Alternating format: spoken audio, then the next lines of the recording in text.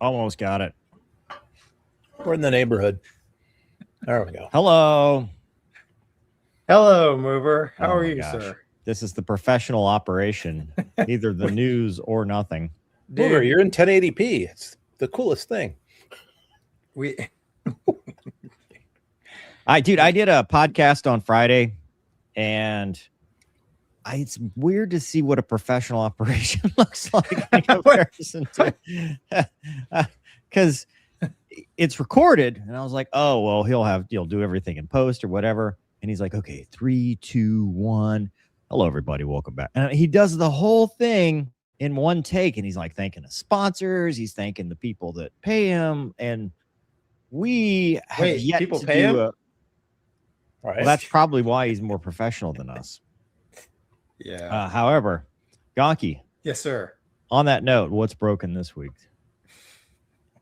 I heard something breaking in the pre-show. Yeah, it's kids, man. I don't know. Listen, I just clean up the mess afterwards and pay the bill at the end of the month.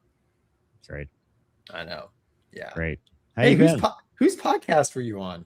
The helicopter podcast. Really? You know what we talked about? Helicopters. No. F-16s and F-18s. Instead of helicopters? Yeah, he's like, I want to talk about flying fighters. This makes no sense to me. Well, dude, helicopters are cool, but so are fighters. Well, that's cool, man. That was fun. It was quite the honor to be on it. How many? Well, that's awesome, man. I'll have to check it out. Yeah. When I have time, you know. I mean, it's not coming out till like September. Lots of editing, probably. They do a production schedule. I don't think he edits any of it. I mean, it sounded great. I mean, he literally like, hello, everybody, welcome back to the, like he was. And then at the end, he did it again. And I'm like, is this recorded? Is this the one from Ontario, eh? No, this wasn't Ontario. Portland, very close. This because there's a helicopter podcast on Helicasts. Mm-hmm. Is it Halsey Scheider? Yeah. Cool. Okay, I'm gonna send the link in the chat then. I want to make sure I was sending the right link. Yeah. Halsey. He told me I have a wonderful voice and I should do my own audiobooks. You do your own podcast. I should do a podcast, dude. He said I have a face for radio. You know, that's I think you would be good at reading, like doing audiobooks. I don't know. I don't think I have the patience for it. I'm gonna try. No, you don't have the patience, but your voice, like, if you could take somebody with patience and your voice, it would be now they have the AI tech which will clone your voice. You could let me produce you. I'll be your patience. We will fight is what's going to happen. Okay. How's that different from normal? but like mean fighting. It won't be like we'll be angry fighting. I don't know if we could survive that. When I'm being paid. Yeah, I don't know if we could survive that. Douglas, how you been, man? Oh, well, I've been here the whole time. How about you? Yeah, we were here yesterday. We were here yesterday. We were here the day before. Yeah. T-Breakville says, but Airwolf is both a fighter and a helicopter. You'd think, but as many times as I tried to bring that up in conversation, he redirected me every time. Really? Yeah. I don't know what it is. So you went on there wanting to talk about helicopter stuff. You wanted to talk about Airwolf. And got bamboozled into talk about fighter stuff. That's correct. Yeah. That's awesome. Helicopter people don't respect me. Fighter people don't respect me either. So, but the helicopter people respect me as a fighter pilot. Hey, and the airline guys don't respect you because you're a quitter. Correct. So it's the triad of no respect. Yeah. Well, it happens, dude. Thank you, T-Breakville. But it'll be great. Check it out. I actually talk about my new book a little bit too on there. Because I'm assuming I'll be releasing it in October. And it'll be pre-order available. Bruce says, how about 2-seat F-16 advanced traders instead of T-7A boondoggle? Too expensive. Yeah. That'll never work. Just those airframes have too many hours on them. They need something else. Dude, did I oh sorry. I was gonna did I tell you I hung out with Wombat this week? Oh, you did? Wombat.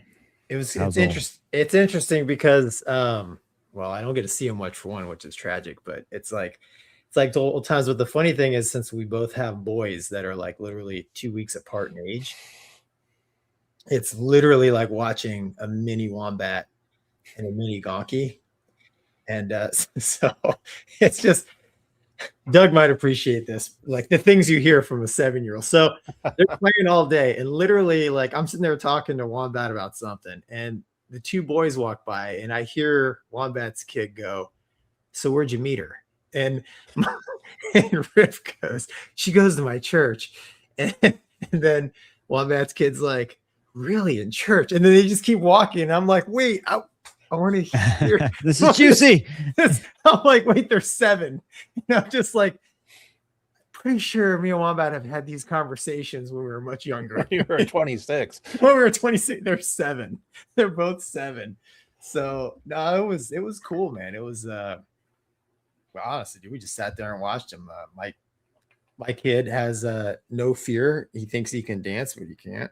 And Wombat's kid lets my kid know he can't dance. So it's literally, again, a reflection of our much younger days. So it was cool though, man. It's good to see him. Nice. Yeah. Very nice. Okay. Here we go. 66cc Rider. Thank you, by the way. Oh, thank you. I've been waiting for your audiobooks. I'd be the first to buy all your books. There a couple of them are an audiobook, and Project Virtus is in re-editing. The problem with audiobooks, right, is I don't like my own stuff.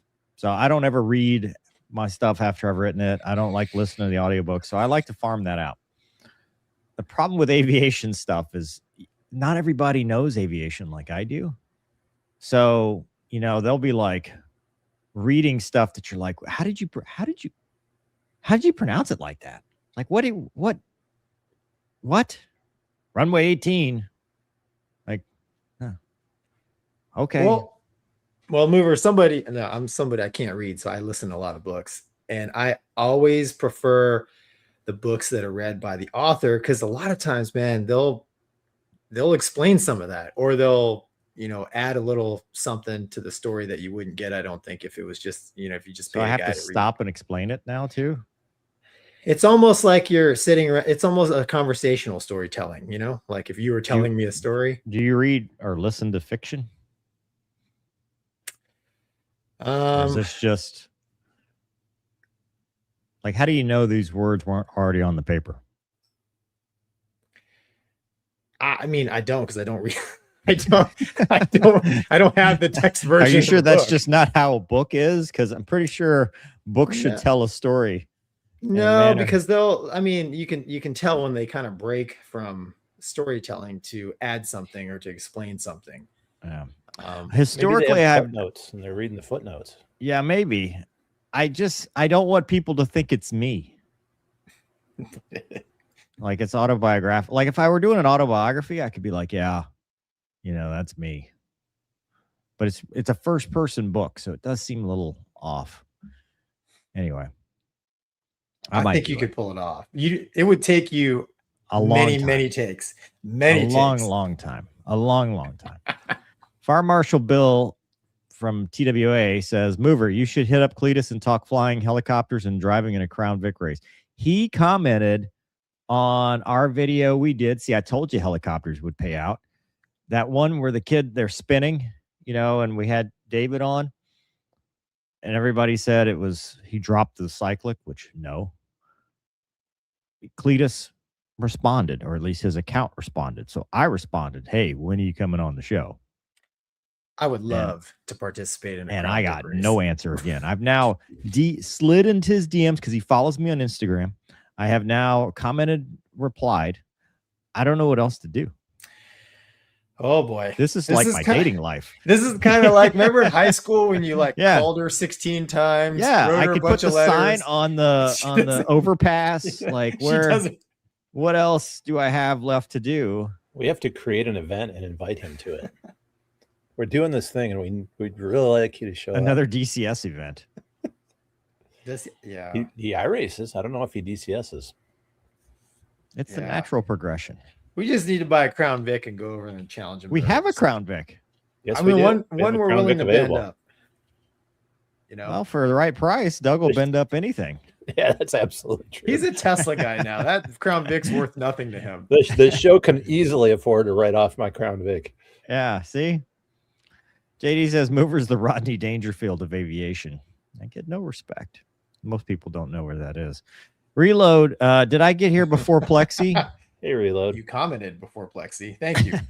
I was reading, so I was searching to make sure I hadn't missed any messages after we did the Wagsathon, which we'll talk about here in a minute. And I saw a message from Plexi saying, "Hey, Casmo might do it. He's from the Mover and Gonky show." Jeez, dude. His fame is not from us. He was famous before us. Correct. He doesn't need our show to be famous. Yeah, he's not of the Mover and Gonky show. Reload was flying the MiG-29 that you followed during the Wagsathon. Yeah, he Did I follow? I thought I followed a flanker. Okay, maybe. Yeah. Whatever it was, he was flying it. I know Plexi kept buzzing you. That's true. That was Did we ever find out who shot me down all 6 times? probably Plexi, but Wait. On that note, They may show up. Bruce says, Bruce's, if you want Mover v Gonky and DCS, say yes. We've done that. I get pummeled because I don't have a apparatus to practice. Mover stays up all night practicing because he's single. That's the look of yes. That is a lie. An absolute lie. His only practice is shooting me down, which isn't really practice. When's the last time you and I have done DCS, Doug? It's been over a year. Yeah, it wasn't this year. Yeah, it's been a minute. I used to do it a little more. We do But helicopters a lot, but we hardly ever Helicopters. See, I'm a helicopter do guy. one. Anyway. Yeah, A lot. it's fun. I enjoy it. Let's every talk time. about this, Gonky, because I wasn't right. going to throw you under the bus. Why are you not allowed to have your own simulation system? Oh, a couple of reasons. I think the main one is the skipper of my life, the boss. If you are will. not the captain of your own ship. I tell everyone I'm the king of the castle, but not really. So, yeah, my wife is anti-video game. It's a simulation. Says so right in the title. WAG says it's a game, so I go by digital combat game. I go by WAG. What WAG says, and yeah, Wags so has been through a lot. Don't drag him into he your has been marital a lot. problems. He has. Yeah. Don't drag Wags into this. She is mandated. There will be no gaming in the house. So here I am. What about simulating? So build a shed. A she shed. Do it in an RV. Look, I have an extra air conditioner you can use. I can't. Dude, no. I mean, my kids, dude, they would. There's no Love it. chance. There's no. Unless I Rip put Dog it, would be the next Iron Eagle in DCS. probably, but dude, the boss says no. So I mean, Yeah, I get it. Get That's her why on the I have no horn. Let's motorcycle. talk this out live. dude. That's why I have no motorcycles. See, she lets me have all the motorcycles I want. So, given the choice, I will take the 2 wheels. All right. Anyway, Michael says, "Good day from Melbourne. Did either of you ever go to exercise pitch black in Darwin? If not, did you want to?" I wanted to because the Malaysian guy said it was a fantastic time, but I did not get the opportunity to go with him. They spoke very highly of it, though. Tom also says Mover is the Rodney Dangerfield of the aviation world. Another Tom says, "Is there footage you guys wish you had more of from your pointy nose days, air refueling, BFM, unrestricted takeoffs?" Oh, yeah. Dude, I wish I had the first time I did a dissimilar fight against the Super Hornet in the Viper. Like, that would have been epic. Well, I wish I had that HUD tape. I wrote my name on that jet with the dude, pepper. it's one of those things, man. You know, when you're flying those kind of airplanes, for whatever reason, even though you know it's not true, I'm just like, oh, it's just another flight. But I really wish when GoPro first came out, I'd have bought one and just recorded every flight, man. You know, because there's so, like you said, there's just so many little things that I just have in my memory, you know. Yeah. And it's. I wish I had more Hornet stuff, and I actually got GoPro footage in the Hornet. You know, I mean, Yeah. There was one takeoff I did in Malaysia, and I blame Kunte, my favorite Wizzo. So when I got my GoPro, he wanted to operate it, and he put it on like rapid picture mode instead of video. And we literally did the Top Gun takeoff, like squat the jet at the end, couple aileron rolls on the way up. It was epic. And I never did it again, but I wish I had that. Yeah, would have been cool to have. Yeah. Reload says he was in a flanker, so you're welcome. Matt says it's not single seat mover, it's just single mover. Here you go, Gonky. You can do this one. Meow. Dude. You can also do this one. For Gonky. Oh yeah. For Gonky simulating shit building fun. Oh my gosh, man. Ain't gonna happen, man. Sorry. Mivok says, finally catching you guys live. Welcome. As long as you didn't see us yesterday. Oh, jeez. Spider says, Gonky, wear the pants. But his wife picks them out. That's 100% true. Can't tell you how many times I've come out of the bedroom and she just looks at me and says, nope. And I just turn around and walk back into the closet. Lyle says, I lovingly call my wife the off-base commander.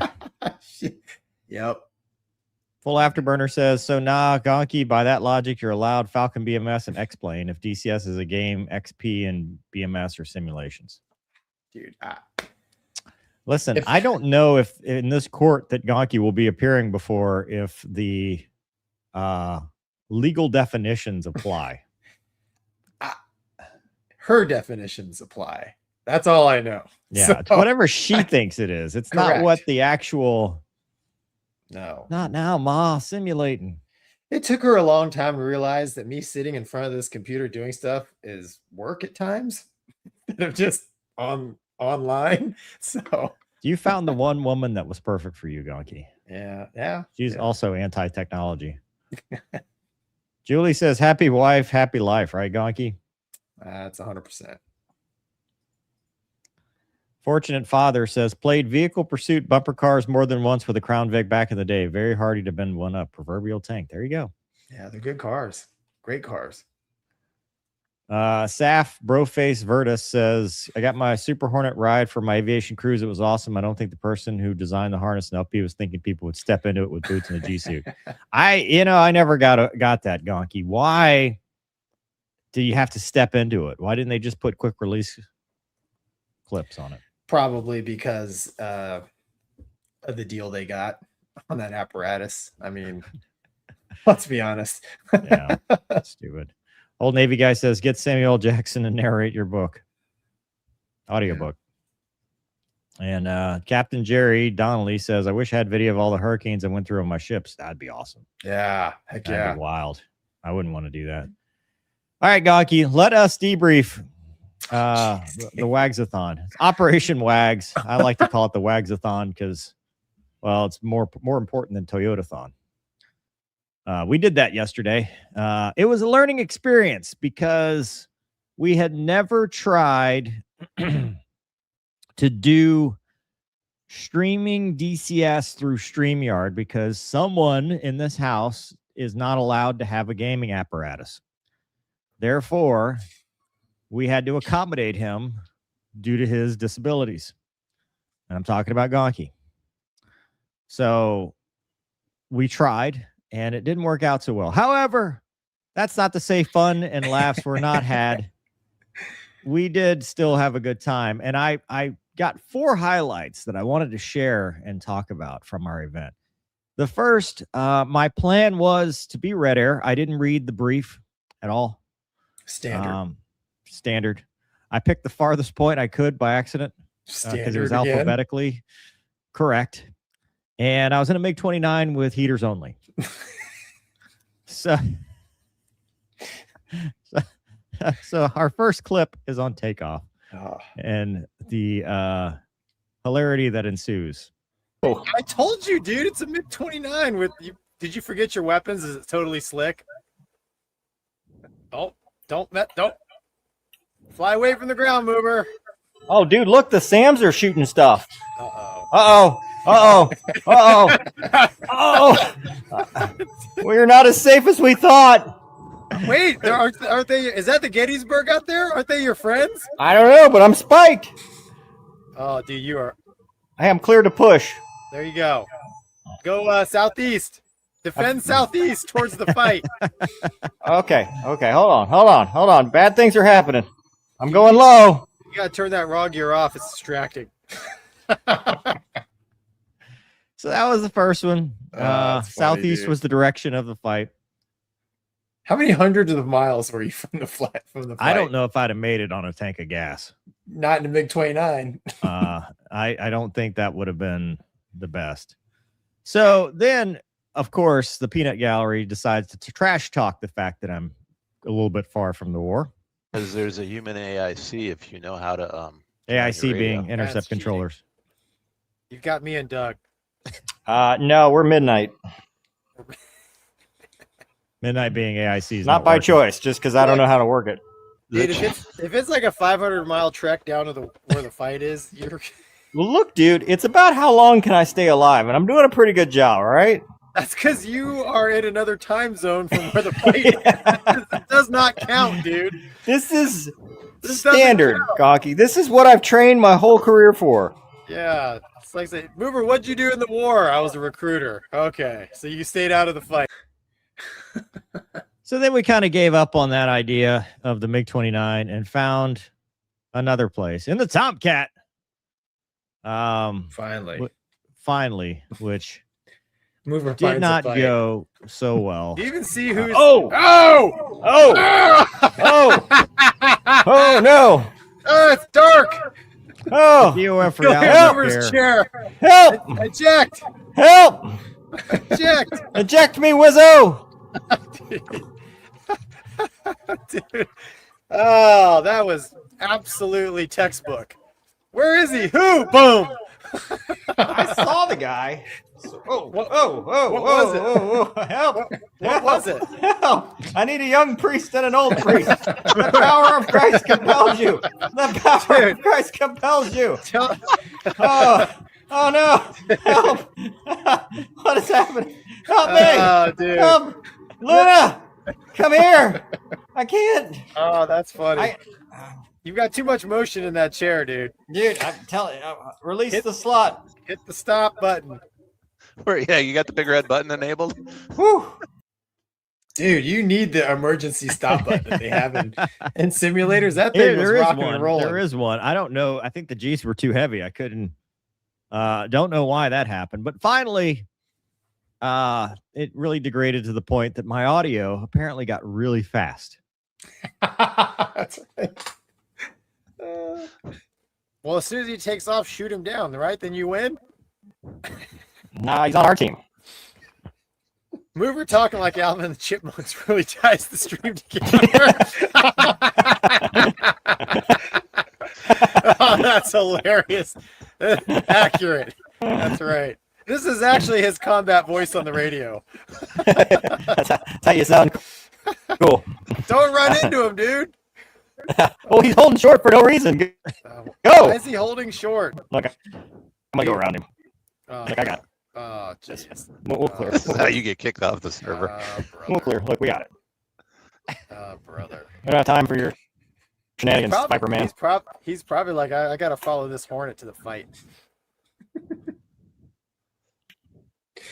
You didn't even check the winds, did you? It's this way-ish. It's this way. Oh, dude. So we had some obstacles. But all in all, Wags' GoFundMe, I think, was pretty successful.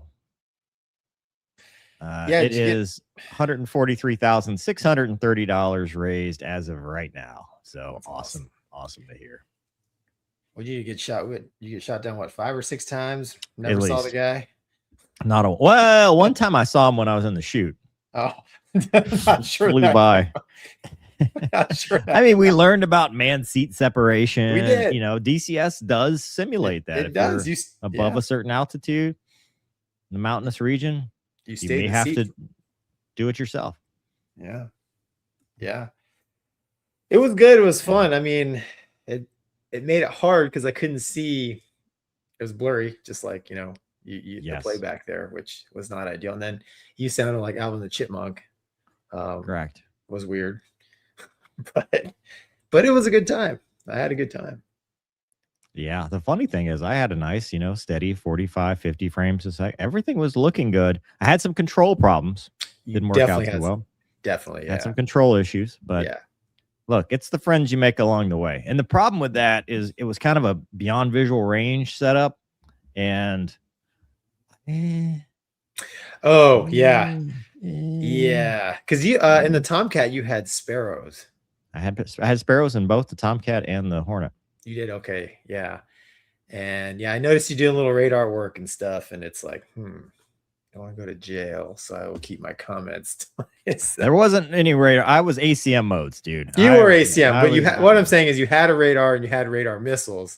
Yeah, and it's like it's so easy to just say the wrong thing. Yeah, do the wrong thing. That's right, and not even realize it. Maneuver in the wrong way. Because you're a trained killer in this thing. So I mean, I am trained to be at least 500 miles from the fight at all times. That's right. In a jet that has a combat radius of 499 miles. The best part is, in the Discord for the Op4 or whatever, they're like taking it seriously, and I'm just like, Red Air's job is to die. Where's the presentation? When do we maneuver? Oh, dude, their job is to punish Blue Air mistakes. That's where you're wrong. You got to get to the fight to get the Blue Air to make the mistakes, and then you punish them. Dying is acceptable as Red Air. I'll give you that. All right. Not that I ever really punished any Blue Air mistakes, but I died a lot. There was the one time on the check ride, and it wasn't our check ride. That's right. There was one time I wish I didn't punish their mistakes. That was the one time it was the dude's check ride. That's right. And we inadvertently punished errors that we probably wouldn't have otherwise. Correct. Oops. That was my only raptor kill. Yeah, well, you can thank the honey badgers for that, or whatever they were. What were they? They were like 25 minutes. L159s. Were they at the honey badgers? Yeah, like at Mach 0.4 or something. Oh yeah, we can do this. Gonky draws up the plan. Yeah, they're 50 miles in trail now. Where are you guys at? We're still in transit. We'll get there. Y'all just go without us. It'll be fine. We're out of gas. Could you speed it up? The flight lead was literally 87 years old too. He was. Yeah. I think he was in the first war. The boss. Yeah. That outfit. Well, yeah. Good for him. Oh well, dude. Listen. Those are fun times, dude. I miss it. I do too. I miss it, man.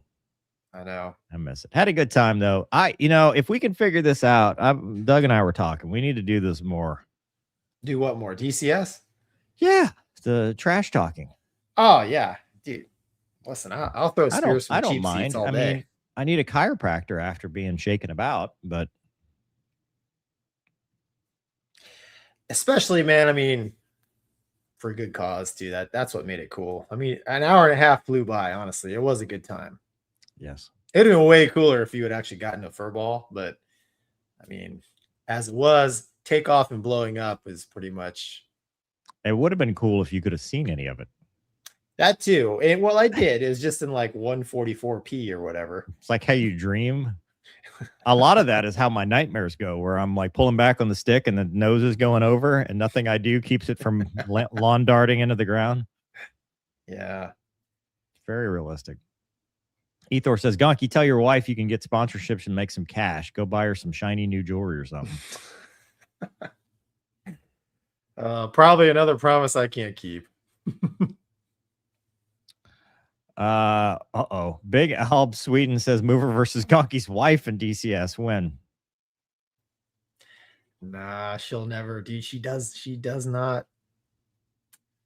She doesn't play video games. I mean, I don't either, to be honest. I mean, I don't know. Go ahead, make some more excuses. No, so I'm dating myself. So as a kid, I enjoyed video games, but I also like going outside and playing. So when the first Nintendo came out, so put your simulator outside. Hold on. When the first Nintendo came out, Duck Hunt, Mario Brothers, that one, we got one. We were living in Dhahran, Saudi Arabia at the time, and it was great. I I was playing. It was great. I played a little bit during the day. It was fun.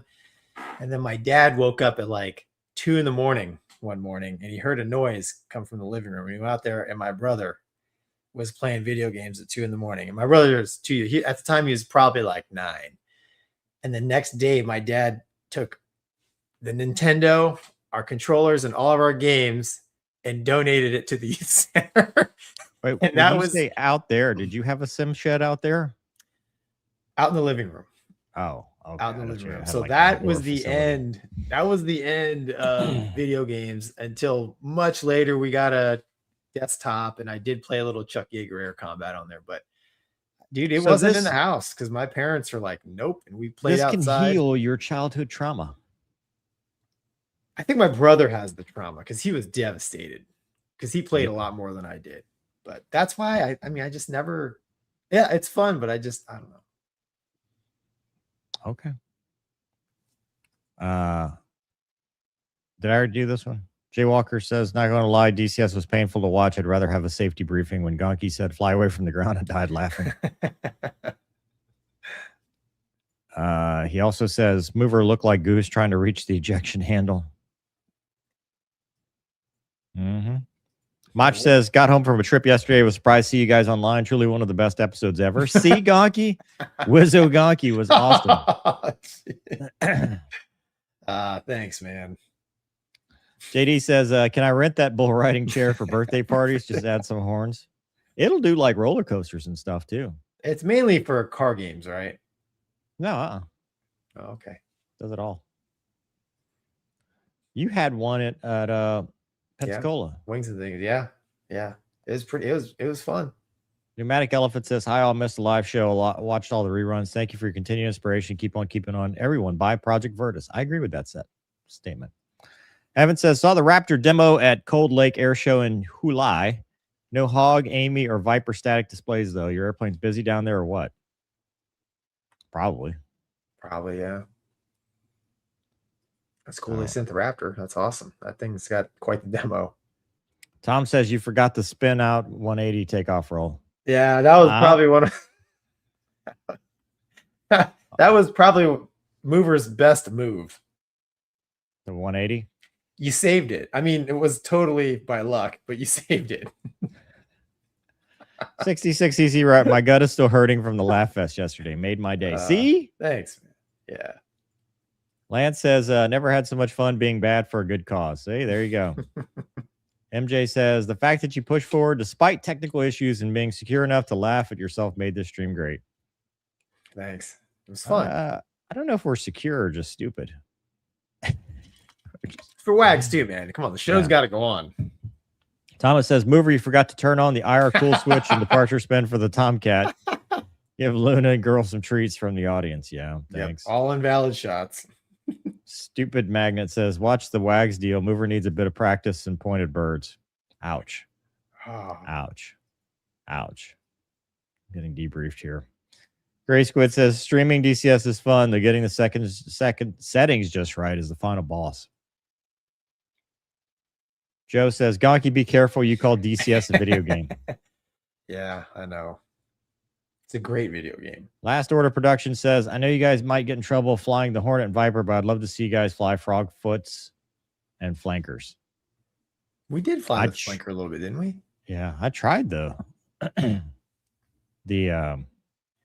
what you call it? Flanker? MiG-29. I tried the MiG-29 in there.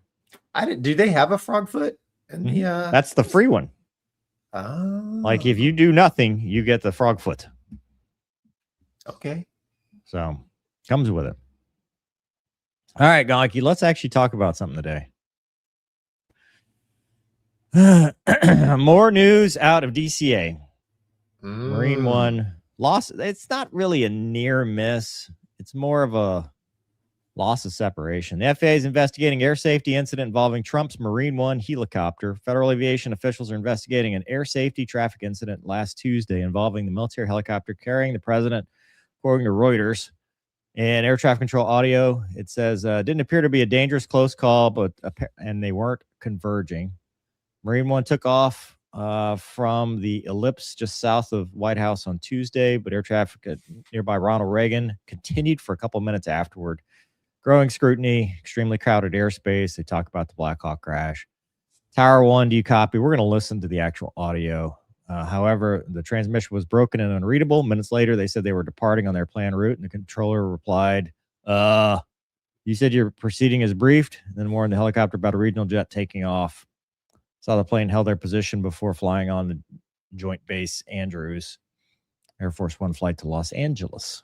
They lifted off around 2:33. There's an envoy jet, E-170, bound for Pensacola, Florida, to go see Gonky. White House spokesperson says they're piloted by the best in the world, and therefore, don't worry about it. So that's the article. Now, our friend New Area 51, who may be watching, he watches our stuff. We'll call him a friend of the channel. He made a pretty good post about it with the video or with the audio from ATC. He said the Marine One made several calls to National Tower on the helicopter specific frequency. Remember, they were doing dual frequencies as part of the mishap, so that's still an ongoing thing, which makes sense. There's a lot of helicopter traffic. They would never get a word in edgewise otherwise. So Tower says, hey, they're broken and unreadable, and Marine One lifts to get a better radio line of sight and says they're on the go. Tower comes back and saying, okay, no, 3 minutes, Rogers. There's confusion. And then Marine One calls traffic in sight, decides to pause while the envoy airjet is required to perform a left turn upon departure to avoid the P-56 prohibited airspace and encompasses the ellipse. Have a jet accelerating towards the helicopter carrying POTUS, an extremely nervous environment, especially since DCA. That's his words. Trimming factors, a relatively new landing zone for Marine One. DCA Tower acknowledging but can't understand a busy tower frequency. They're on the VHF airband communications, operating helicopter and trying to call ATC from the ground. Sometimes it's hard to hear. He says, post-incident, I'd have open telephone line to the tower cab to talk to him about that. Or I'd have a complete ground stop at DCA while Marine One is on the ground. There have been airliners departing DCA in the past and have missed their turn and penetrated the P-56. So while it wasn't as big of a deal this time, could potentially be in the future. Here is the audio. 181 approved. 181. Tower, just want to make sure you copy Marine 1, 3 minutes to lift. Inbound is on 5 6 operational. FX2 Tower, altimeter 3007, approved as requested. Roger, FX2. Also 1, contact Davison Tower, have a good day. Also 1, contact Davison Tower, thank you. Tower, do you copy Marine 1, 3 minutes to lift? Oh, that's on, that's broken and readable. Tower, Marine 1 is 3 minutes to lift. Muscle 1, perception runway 14. Muscle 1, test again. Marine 1. Disregard tower, sorry. Runway 181, Fairfax 2 is at 1,200 feet, Tyson's corner there. 2181, I got the traffic in sight, no factor. 21, Roger. Fairfax 2, Troy 181 is about 2 to your north on the Beltway, 1,000 feet. Says these guys in sight, no factor. Roger, Fairfax 2, we have the Troy inside request visual separation. Fairfax 2, approved. Tower, Nighthawk 8, lifting in the costume as briefed. Nighthawk 8, Tower, altimeter 3007. 3007, Nighthawk 8. National Tower, Marine 1, proceeding as briefed. Marine 1, you said you're proceeding as briefed?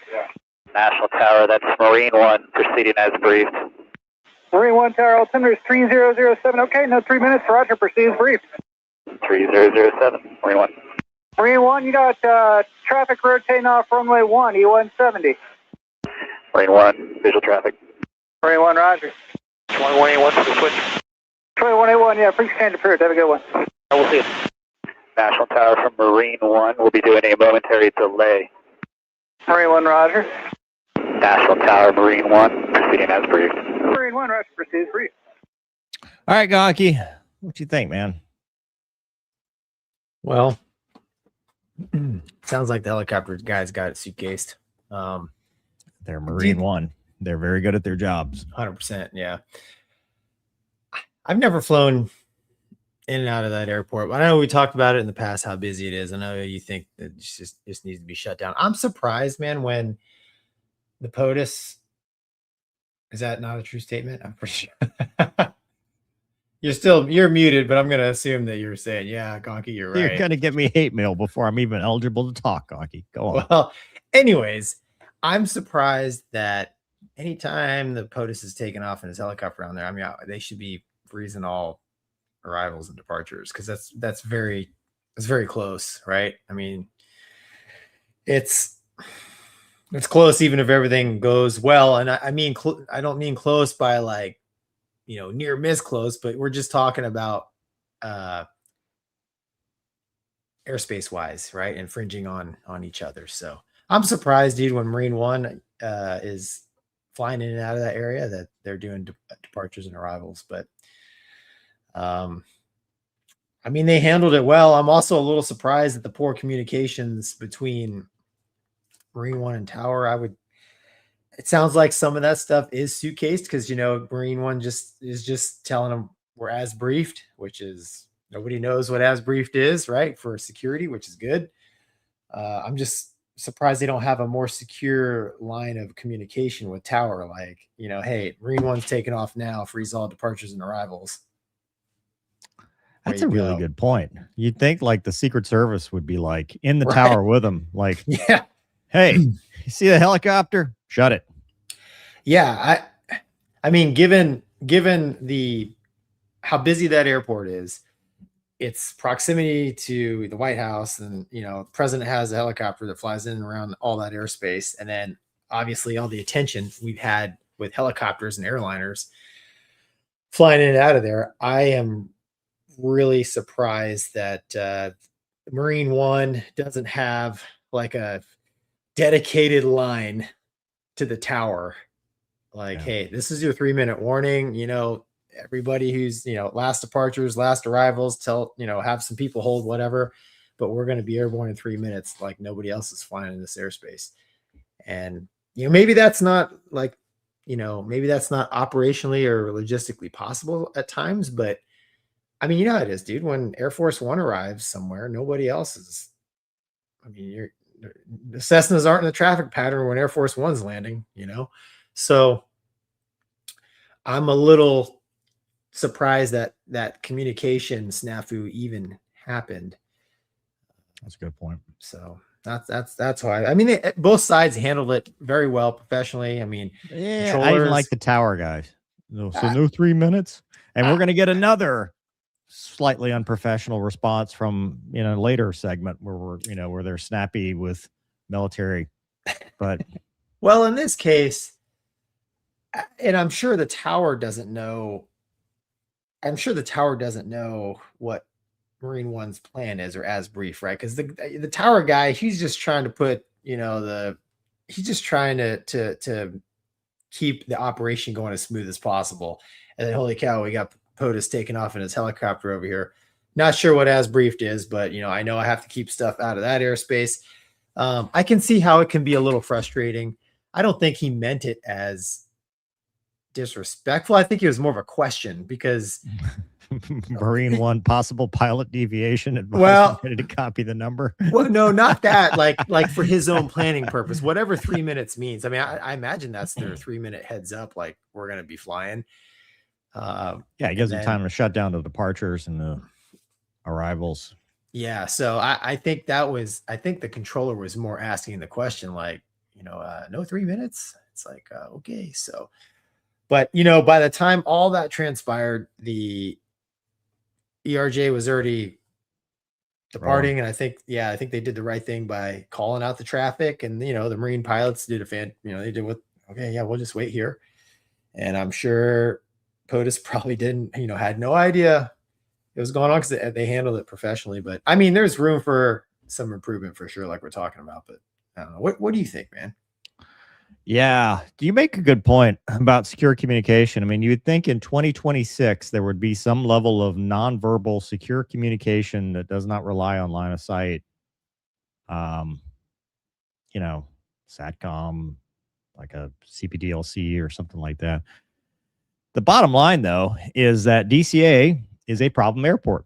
It has been, and now I don't know if I'd go as far as what you suggested about shutting it down completely, but I do think they need to reduce the number of flights in and out of that place. I think it's too small, too congested, and too important to oversaturate controllers as they have. Because if you go back to the DCA crash, a lot of people want to throw it on the helicopter pilots that were involved, but that was a big breakdown in the infrastructure and the operations of DCA in general. And you hear it here again. That poor controller is talking to everybody. He is just dealing with like, I'm lifting off. Who's lifting off? Like, I don't blame the controller at all, in the least, because I think they're doing a lot with very little. And I still think it's ridiculous, the shift work that they do where they can go days and the nights without giving them a chance to acclimate their body. I think that is a guaranteed pathway to fatigue and making mistakes. And I don't understand how no one with human factors has ever looked into this and gone, hey, maybe we shouldn't do that. But in this situation, Marine One is it. Like, there's no higher priority in aviation than Air Force One, Marine One. The president's on board. That's a national security issue. And I think it's a national security problem to have them hold, because you've got a helicopter that is now in a vulnerable. I mean, dude, they spend, how much money do we spend protecting POTUS? And for this to happen, we don't have it to pull up, but if you look at the departures, they talk about P-56. I remember that. And dude, they are very serious about you violating, not making that turn to not violate the restricted area. And if someone misses that turn, which is possible because people make mistakes, now you're in a head-on collision path with this helicopter that's hovering. That's a problem. I agree with you. They should have shut down before the 3-minute. Hey, POTUS is leaving. We're on a ground stop. Sorry. And I like the idea that Dulles is getting revamped and upgraded. They just announced like a several billion-dollar project to upgrade Dulles. I think that's the answer, is we got to move some of this air traffic out of there. I know it's going to piss off the congressmen and the people, the staffers that want convenience, but it's not the first time that we have done this for safety, right? We have reduced traffic in other places because there's just too much. That's the only answer I can think of, man, is you got to reduce some of the overflow, get the controllers up, and then get some kind of communication that this doesn't become a factor. Was this a near miss now, or a near hit, or was this anything other than hey, raise an eyebrow, we should talk about it? And I think that's kind of the answer, is we should talk about it and go from there. Yeah. I don't think anybody's lives were in danger or anything like that. It was just, I think like you're saying, man, it just kind of revealed a chink in the armor, so hopefully they, review the tapes and think about what happened, and maybe we can make the process better for getting the president in and out of, wherever he needs to be in the helicopter. Yeah. And, they haven't finished the new helipad, right? They're still working on that, I think. So I think there's a lot of like temporary stuff and stuff that they're doing right now. So, and it's a new helicopter too. Isn't that the brand new Marine One that they just got? I think so. I think it's cool looking helicopter. I mean, Yeah. I have complete faith in the pilots of Marine One. I don't think of course. They're no. They were on top of it. I mean, they were on top of it. Yeah. Yep, we just don't like to see it. So Let's see here, Gonky. I'm gonna let you read this one. I want to fix our overlay. You got this one, Plexi. Hello. He says, I will not stand for these accusations of high-speed passes 50 feet off the deck, anywhere near a mover. I don't know what Gonky and Doug are talking about. I tell you could have painted your jet blue and put a 3 on it, Plexi. Oh, too soon, Gonky. Too soon? It was good. Let's see what else we got. Sharkbait says Marine One never confirmed the tower had received the 3-minute warning. They gave it 3 times. Yeah. I mean, it's a congested frequency. Yeah. I don't. I mean, POTUS has to be where POTUS has to be. That's right. Yeah, in the case of executive transport, it's their a security timeline issue. that matters. Yeah, it's a security issue. Yeah, exactly. Like, Meemaw going to Pensacola is Doesn't not more matter. important than POTUS. Right. And same thing here. Old Navy guy says stopping DCA would cause havoc at Subis. They do it all the time. They ground stop all the time. Newark ground stops all the time. All the major airports ground stop all the time. And it is havoc. And it's always busy. And it's always a pain. But you know what? It happens. Yeah. Go to Dulles. Or go to BWI right across in Maryland. Lake and James, here we go. I was at DCA once for a Marine One ground stop. We watched the helicopters coming and going from the terminal. That's how close it is. There you go. Yeah. Jay Walker says, depending on the threat matrix for the trip, the Secret Service. Oh no. No. No. Phoenix says, sorry. Unk alert. Okay. All right. They gave me a hunk alert. Hey, it's new Area 51. Can't we just put POTUS and Airwolf and then we wouldn't have to worry about anything? I agree. And thank you for the awesome analysis and audio. We appreciate all the work you do. And also, he's beta reading my books. I really hope he likes it. So it's about helicopters. Perfect. All right, Gonky. This is less serious, but it's the end of times. X-62 Vista does an autonomous intercept. Check this out. So Edwards Air Force Base is reporting that amidst planned upgrades, the Air Force Test Pilot School's research division simultaneously executed 2 accelerated test programs, Have Heat and Have Holidays, meaning we've run out of names for stuff. Driven by the Test Resource Management Center's X-62 Mission Systems Upgrades, MSU, these latest milestones reflect continuous emphasis on safe acceleration of artificial intelligence. The machines are taking over an autonomy capability of the warfighter.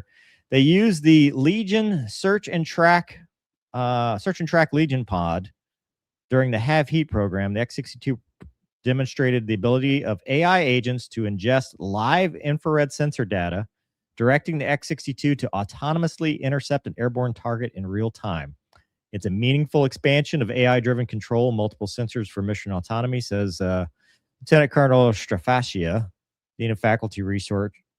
In parallel, Have Holidays saw simultaneous integration and evaluation of a wide suite of modular technologies in the enterprise open mission system architecture computer, included the integration of non-prime third-party autonomous agent onto the X-62, probably Grok or ChatGPT. Just kidding. Testing of enhanced safety rules to prevent autonomous vehicles from violating user-established operational limits and further ship integration for advanced sensor exploitation.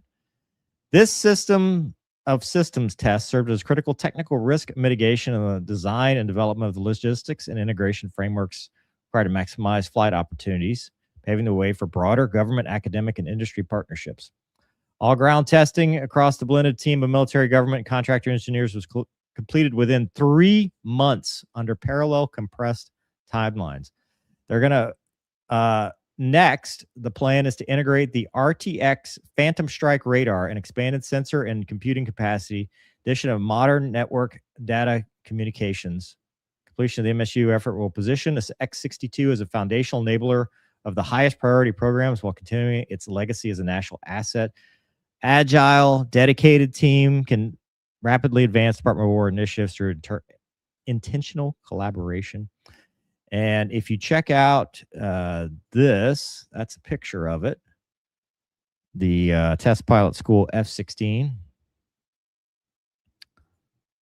That's the pod down here. And then Lockmart. I don't think we can do the audio. Very dramatic. But they showed it doing an aileron roll.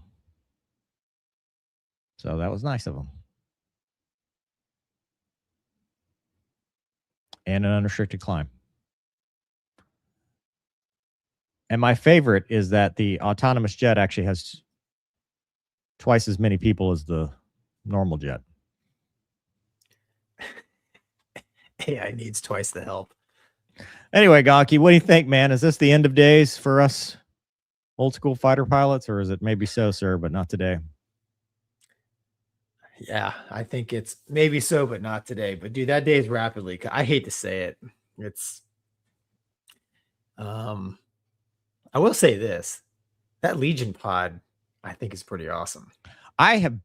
We begged for that the entire time I was in the F-16, and now they give it to the machines. Right. They give the best stuff to the machines. Mover couldn't have an Earth pod, but the machines get it. Yeah. I mean, the cool thing about Earth is like it's very passive, and it's, I mean, like in this, even on the unclassed side, this pod is pretty nice piece of gear, which we only do on the unclassed side on this show, by the way. 100%. If it ain't on Google, it's not real. But I think it's pretty wild, man. You've got an AI F-16 doing intercepts using a passive detection type system. Dude, yeah. I mean, that's real scary. I mean, that's great. Real scary. And I think it would be, I never want to be a test guy because those guys are nerds, but it would be really interesting to be in that F-16, just watching it do its thing. Like, I wonder, I don't know, man, like, just like, does the cursor just move around on the screen as it's like picking targets? And like, why would there even need to be a cursor? But I don't know. I'm just asking. Like, can you, like, because you could, when I was an instructor, I'd sit in the back seat, and we had really poor AI back then. It's called student pilots, and they'd be in the front, and I would let them autonomously do an intercept, and I would just sit back there, and you could see the thought process by what was happening, right? The mechanics of what they were doing in the airplane. And I could tell, okay, this is going to go as advertised, or I could tell like this ain't gonna be good. And it would be interesting to sit even in the back mover of this F-16 and watch the process. If you even can do that, it may be all just done in a processor, right?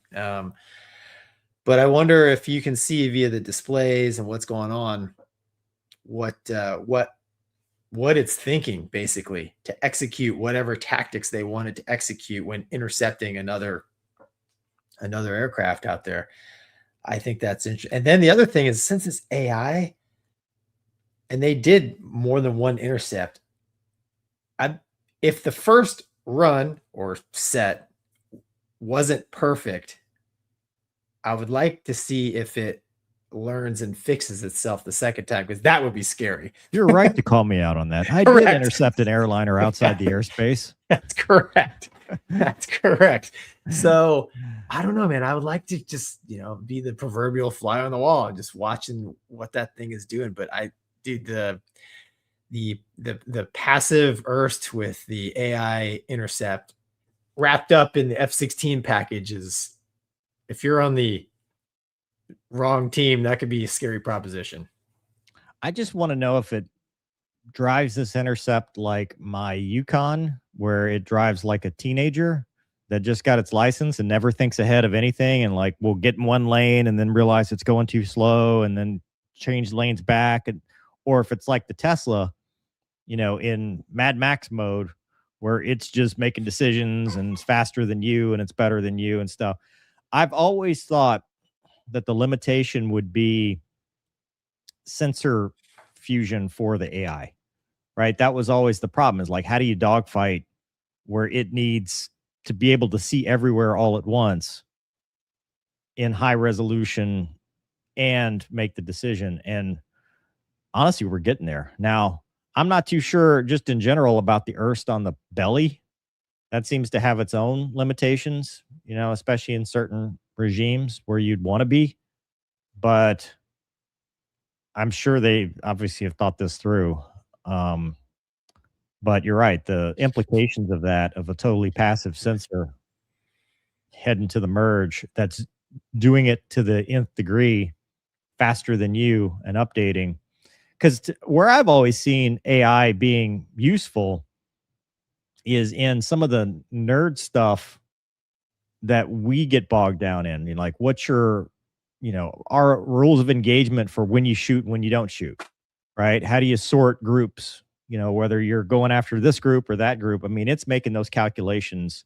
When do I need to go out based on what threat that I think I have? Like, it's not, you're not now having to remember your threat ranges, because it's like, oh, I identify this as, Iranian F-14. You need to go out. Well, you probably don't, but that's a different jet altogether. But Su-57 out at 100 miles, go. But what I'm saying? Like, that used to be the hard stuff, especially with a mech scan radar, of finding the target, sorting the target, picking the right target, shooting when you're supposed to shoot, and leaving or staying or whatever you're planning on doing when you're supposed to do it at the appropriate range. And if nothing else, even if the AI is not taking over your jet, it basically is the dummy-proof Navy thing that says shoot. Like, the Navy's had this forever, but now it actually means something. Yeah, that's all valid. Everything you said. The one thing though is, in any air-to-air engagement, BVR or even dogfighting, it's almost impossible to write the rules for every scenario. Right? That is true. And that's when, if AI is good enough to have an actual like toolbox of experience that it can pull from, if it always just goes back to like, what does Top Gun Volume 6 say about this scenario? Like, instantly, right? And well, you can't, you could cover like 98%, maybe, but I don't there's think always you some need gray area. I don't think you care, because you're solving for range, angles, and closure. You're going to the elbow, dude. I mean, yeah, but I mean, dude, there's nuances in BFM. I mean, there's tricks there's just, I don't know. Like I said, you can't write a script. I think it's going to be like fighting the old man that you're like, how are you still back? Yeah, well, how are you still there? I don't disagree that AI can probably fly the airplane at the absolute limit at all times. Yeah. Like at every speed for altitude. whatever you're like, it's looking at your engine temperatures and like, okay, this is max perform. I've got 33,126 pounds of thrust total. Yes. I'm going to use it based on, and it's updating like 1,000,000 times a second. So like, I understand that. And, maybe all of those advantages may overcome the small advantage a human being might have of just like the old man knowledge, but we're not there yet. But I just wonder if that's where we're going sooner than later. I think it'll probably be more like an assist. At least it'll be like Magic Carpet, right? It's going to be more of an assist than your take. It's not going to take over and do it for you. Now the loyal wingman might, but the loyal wingman probably won't ever get to that point, because it's either going to not make it to the merge, or the picture's going to be clean before you get to a merge. Like, the odds of loyal wingman itself getting into a fur ball, probably pretty low. But what's interesting to me? I've got a friend that's in the F-35 transition, and I was asking him about it. I'm like, hey, what do you think? Because he flew, dude, this guy's A-10 F-16, like, he's flown all the stuff. And I'm like, hey, how do you like it, compared to the Viper? How is it in BFM? He's like, yeah. He's like, I never lost to an F-35 in the F-16. So, and they kind of tell you, it's not that great, but, it is okay. And I said, oh, that's cool. I said, but what about, he's like, but he's like, it doesn't matter, because the whole point of that aircraft is all the geek stuff, right? It's all the nerd stuff or what it can do and touchscreen. And I said, hey, can you fly a coupled approach? And he's like, what do you mean, like a coupled approach? I'm like, can you put the autopilot on and have it fly you all the way to the ground? He said, no. I said, will it do anything like that? He's like, no, you got to hand fly all of them. I said, so in 2026, that's right, the $300,000 Robinson R44 that I fly sometimes can couple all the way I mean, it won't go to the ground because it doesn't know how, but it'll couple, or a Cirrus Vision jet that costs like, 1/100th of the cost of this, can fly itself, can auto land, if the Garmin, but your $100 million fighter cannot fly a coupled ILS. He's like, well, yeah, because they didn't pay for that option. I'm like, it should be standard. It's like air conditioning, that's not lucky, bro. But that's what I'm saying. So I mean, you're going to get contract requirements on some of this stuff where, yeah, it could probably do it, but no one wrote the request to make them include it, so it's not included, even though it would be common sense, right? There's no reason a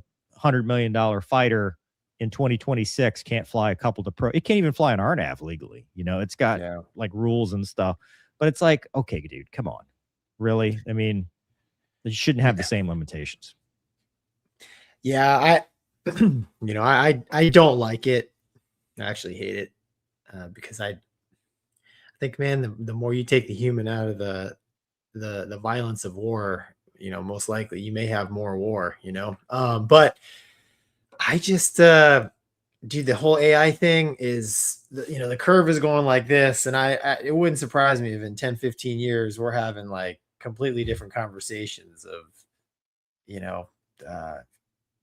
everything AI future, I think back 10 years ago. 10 years ago, if you just mentioned AI to me, I'm like, what the hell are you talking about? That was like 10 weeks ago, Gonky. That was before you just, never mind. But you know what I'm saying? Like 10 years ago, it's like, even 5 years ago, I'm like, who? Who? So I don't know. I mean, it's interesting to watch. And I am very, very curious to where they go next with this. I mean, we've covered it on the show. They've used it in some larger force exercises, right? The CCAs, at least, with the Strike Eagle or the EX, right? Out in the Pacific. Right. So, and they did talk about part of the testing is the using it correctly so it can't be overridden, and it also is not making decisions you don't want it to make, right? That was part of that testing, and I'm glad they're doing that. I mean, that seems like it'd be common sense, but we've all watched Terminator. We don't want the thing to suddenly decide, no thanks. Yeah, and I mean, that's the scary part, when AI becomes smarter than us. Singularity.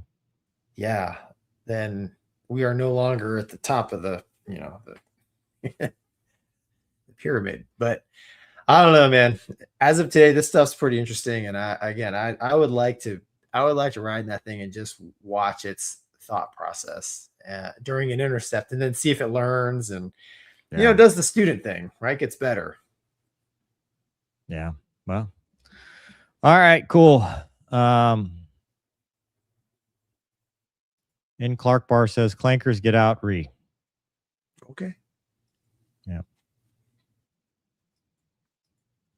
Thomas says, Gonky, we joke on this show. Did you actually call for a flyby at the carrier? I'm not doubting, but would love to hear the 1MC on that one. It's actually common practice for requesting flybys at the carrier. I've done a couple. All of mine were high speed, low altitude. The coolest one I ever saw, though, was one of the guys we had in the squadron. He was a former Blue Angel, and he was the spare for the mission, and he decided to do a high alpha pass, which was very spectacular because the carrier's going, quite a few knots to make wind, and he's coming up beside the ship. He's not doing the full Blue Angel 30 alpha, whatever they're doing, but it was very impressive. It was funny because the air boss is like, Hornet flyby, port side, and like we're all looking. It's like, where's he at? And then you can just see him.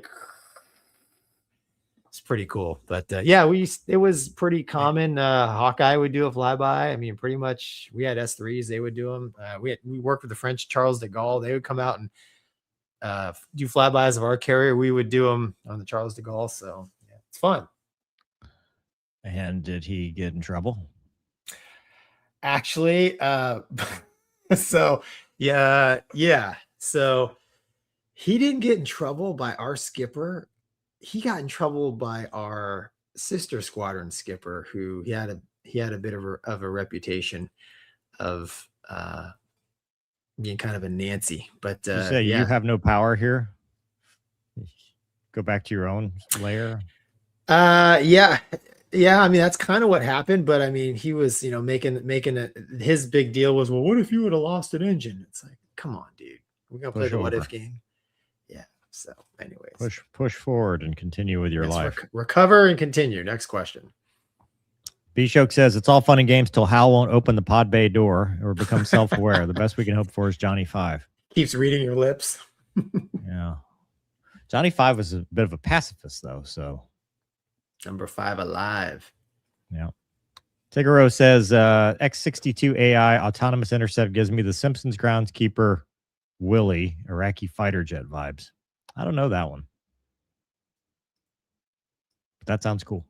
Jaywalker says, will these autonomous aerial vehicles have self-destruct capability in the event they decide to do their own thing? I'm sure they can disable it. Wow, that's a good point. Baghdaddy Mike says loot box. 1,000 joules loot box. Yeah, okay. This is a new feature that we don't necessarily, but thank you. Yeah, I like joules. Yeah. Thank you. 440 joules Unc Alert. Okay. That's like the second one we've got, isn't it? Yeah.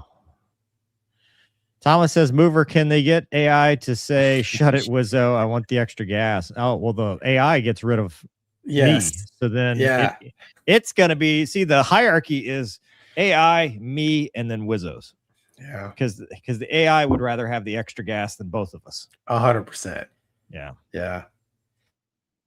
All right.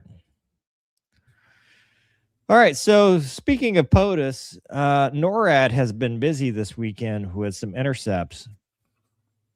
And there were multiple aircraft violating temporary flight restrictions over Bedminster, New Jersey. Tyndall Air Force Base, which is where NORAD lives. They intercept 2 GA aircraft that violated the TFR airspace over Bedminster. All general aviation aircraft were safely escorted out of the area by NORAD aircraft. Should aircraft intercept a general aviation aircraft, they should go to 121.5, which is Navy Common, or 243.0, and turn around and reverse course until they receive additional instructions on one of the frequencies. General aviation pilots are reminded to check notices to airmen. Thank you. We finally fixed that. Before each flight, as required by FAA and TFR procedures must be followed. Here's some audio. NORAD intercepts multiple aircraft violating. Oh, I thought this was... This is the... PA is now using AI to read me stuff.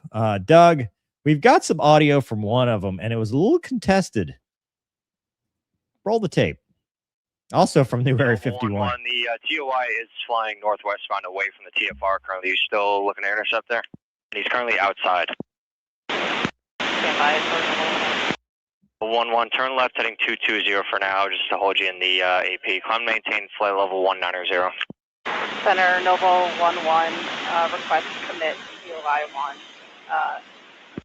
Noble 11, turn righting 020, and center maintain 10,000. It's Center, Noble 11, disregard our request to return to cap. What are you doing now? Return to cap for Noble 11. Back into the cap? Turn left heading 220, maintain flight level 190. 220190, Noble 11. Listen, before you guys want to go intercept TOIs that are not in there, you got to make sure you're actually going to commit to this. All right, next time, this is ridiculous. I just have to do what NORAD tells me to do. When they tell me to commit, I have to. I got you. No 11, you're cleared into the Kiwi AP, block altitude 190-200. Kiwi AP, block 190 to 200, number 11. November 722, Mike Alpha, about 5 to 8 miles southeast of the Huguenot VOR, 2,600 feet. November 722, Mike Alpha. You're entering a restricted airspace. Reverse course immediately to the north, or else you would be scrambled on. Which Noble was that? Is that Noble 12 or Noble 11? It was neither of us for Noble flight. Oh, okay. Sorry about that. So a little bit of a, I might call it contested, because they eventually get along. For those that want the translation, commit means that we are going to go do the intercept. We're now turning nose is hot and going to go affect this intercept because they are not supposed to be in the airspace. TOI, target of interest. That is the aircraft that we're talking about. So in this scenario, Noble Flight, which is, I think it's a pair of Vipers out of Atlantic City, or whoever's manning the cap, it may not be, but she's talking to the controller and they want to commit on it because they're talking on 2 radios. They've got one radio talking to center or approach or whoever this is, and they've got one radio talking to the controller, the airborne controller or the ground controller for NORAD, that basically directs, hey, here's your target. You need to go intercept them. And they take priority because it's a national defense mission. So they turn and then they get called off and they want to go back to the cap. And the controller's a little testy about it and says, hey, you guys need to figure it out. And she's like, look, I just work here. You know, I'm just doing what they tell me to do. You know, if they tell me to intercept, I'm going. I don't care what you say. And if they tell me not, which goes back to the thing we were talking about earlier, which is, you know, which missions take priority in the national airspace system, and defense is one of them. Gonky, what do you think, man?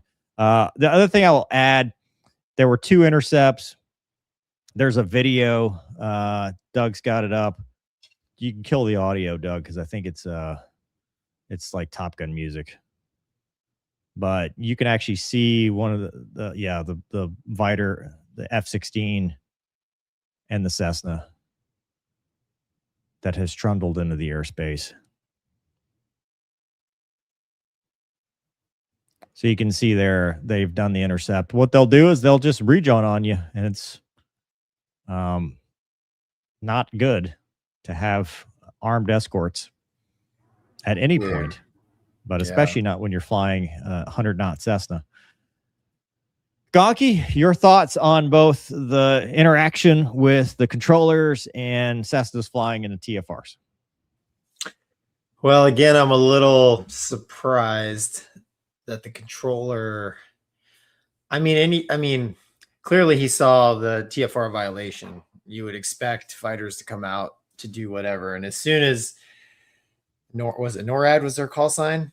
Noble. NORAD is North American. Correct. Noble is the flying call sign. When Noble checked in, I would think that, if I was a controller, I would just assume, okay, listen, they're going this way. We got to, whatever they want over there, because they have to know that NORAD is telling them what to do. And like you said, it's a matter of national security. So that trumps anything going on in the airspace. I don't understand why he would get snarky with them. I do, dude. Complacency. It's complacency because at some point these become so routine that the controller is just, he's playing the chess game with his stuff. Like he's got his arrivals, his departures. He's trying to maneuver all the pieces on the board. And here comes Uncle Sam ruining his day for what he may or may not believe is a waste of time because, it's another TOI. It's another damn Cessna. And, you're ruining my day because his priority is not their intercept. His priority is keeping airliners from running into each other.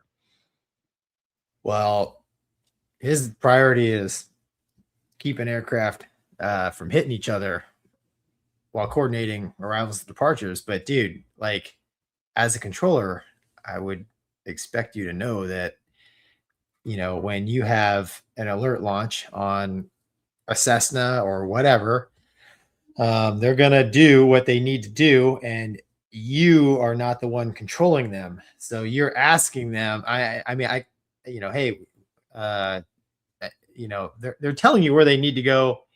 They're not like the F-16s aren't asking, they're telling you like what they're doing, and you just have to clear the way for them. And I just think that is expected in this scenario. And I was a little surprised he got a little snarky with them. And then also like, he has to know it's not the pilots that are that are making this decision. Literally like, as important as fighter pilots think we are, which we are, but like, at times we are mere pawns, expendable pawns in the chess game. And they're just the players are moving the pieces, and one of the pieces is the F-16. So like she said, we're just going where we're told to go, and we have to go there. All things that I would think a controller working in that airspace, or any airspace really, would know. But I mean, I don't think it was like too unprofessional. I understand your point of view and his frustration. I mean, because those guys work super hard to make it efficient, because that's their job, right? Because as soon as it's the yo-yo effect, you cause one domino to fall and it just ripple effects down the line, because the line of arrivals coming never ends and the line departures never ends. So I understand that, but I don't know. It's kind of like, hey, if there's a problem with the process, maybe take a look at the conversations that they had here, and maybe we can find a better way. Maybe there should be a secure line of communication between NORAD and controlling agencies, right? I don't know, because clearly something got lost, right, in this example. But I mean, at the end of the day, I think everybody acted like professionals. The F-16 pilots were very gracious while they're getting yelled at, which is what I would expect, hopefully old Pop in a Cessna didn't I like how she's basically just laughing at him like, well, you think I care? Like, you think this is me doing this? You think I want to do this? That's what I'm saying. It's like, you get real world tasking. I mean, I got it flying around the carrier, right? Stuff comes out to intercept. You get it's like, you just go, dude. Like, I mean, supersonic if you want. Like, you execute whatever the plan given to you. So, and there really are, dude, who is our Strike Eagle buddy? We had him on the show. We flew with him all the time. Spike. He used to say superpower coming through, right? So like when you start getting that kind of tasking, it's superpower coming through. You got an important job to do, national security stuff. And dude, here's the thing. You're not going to run into an airliner. Like, you're not going to, dude. You see them on radar, eyeballs out. It's not going to happen. Not in a modern fight. Well, I would also point out that typically these are cooperative drills. Like, the controller usually is very helpful in pointing out the TOI and stuff. If you go listen to the comm where the -8, the -8 Q400 Q3, whatever, the Bebo, the one that Q400 that did the barrel roll. ATC is actually the one talking them on, because they check in, they're talking to them and stuff like that. ATC is a big part of this as a cooperative. Hey, give me a vector, give me a point out. Where are you talking to them or whatever? So it's not a us versus them thing. I think this was just a little bit of a frustration because commit, okay, let's do it. Not commit, and he's like, man, I just moved everything. Like, I'm telling them I'm hitting the red button or whatever it is they do. I don't know what, physically they're doing there, but whatever their process was, I'm sure he's frustrated. The other piece to this whole story, general aviation people, and I'm one of them now, get a ForeFlight. I don't know. It's on the iPad. It'll be a big red thing that says don't fly here. Like, make sure your stuff's updated. It is part of your pre-flight process. You should not be doing this, because it starts out as an intercept. And then if you don't pay attention, then you're going to see some flares. And if you still don't pay attention, you better start flaring, I mean, like, and we don't want it to come to that, and it shouldn't have to. And you can see the chaos you cause when you trundle through a TFR. There's just no reason for it. You're not, your mission for sure is not important enough to warrant the $20,000-$30,000 an hour per aircraft that it's going to cost to go say hi to you. And then the legal trouble you're going to be in when you have to talk to the federales after. So, yeah, but I will say people make mistakes, and I'm not immune to them. I mean, sometimes you miss it in the pre-flight, or the ForeFlight doesn't load or whatever. It does happen. Yeah. No, you're right. It does happen. And I mean, dude, almost when it comes to Cessnas and stuff, I think it's almost always just, student pilot, some, pop, whatever flying his Cessna. 30 Charlie Victor out there just 30 causing havoc. or 30. He's moved on from, they had to sell his citation and got a 172. The sun is in my eyes. I'm an The sun was in his emergency. eyes. God. Dude. Yeah. Well, don't fly into the TFR. Yeah. The thing is, these things are going to continue to happen. And the best we can do is, just learn from it. I mean, thankfully, I no shots were fired. No Cessnas were hurt in this story. So he probably got talking to when he landed on the ground, and probably an honest mistake. Live and learn. One man. sounded cool on the radio. She did a good job. Yeah, I mean, what do you do, right? I mean, you can't. I don't know, love man. that she's laughing at him.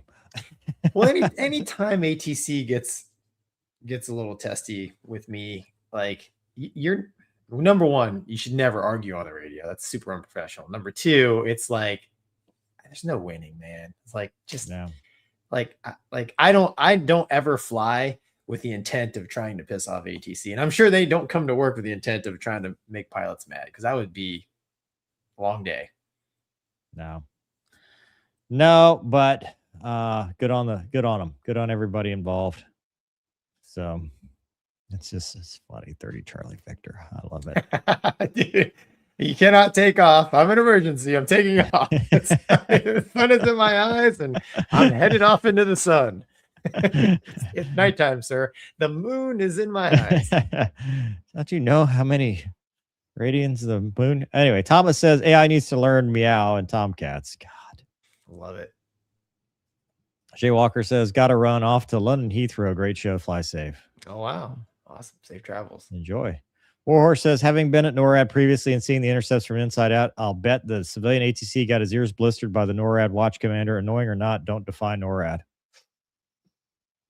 Yeah. Yep.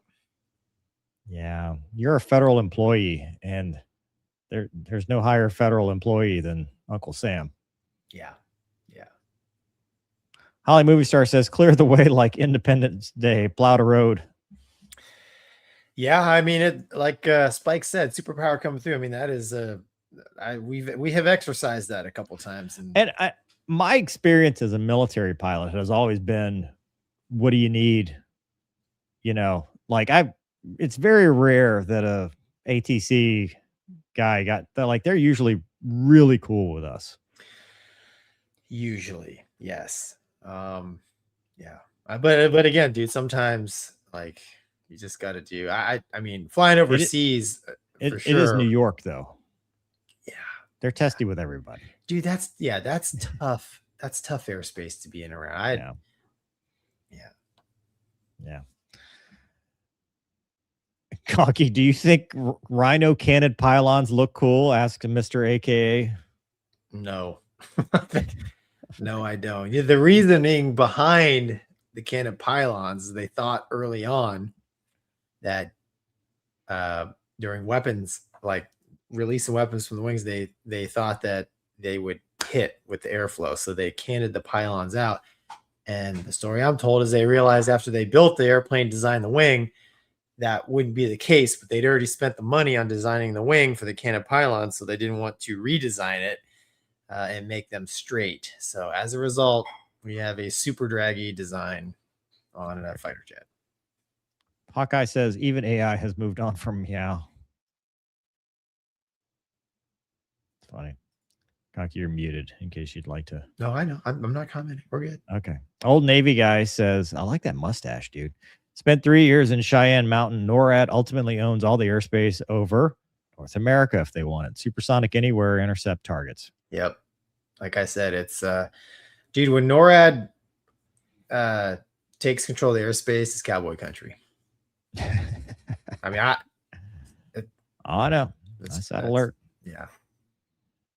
But like I said, when I sat alert, at least down in South Florida, everybody's nice to me.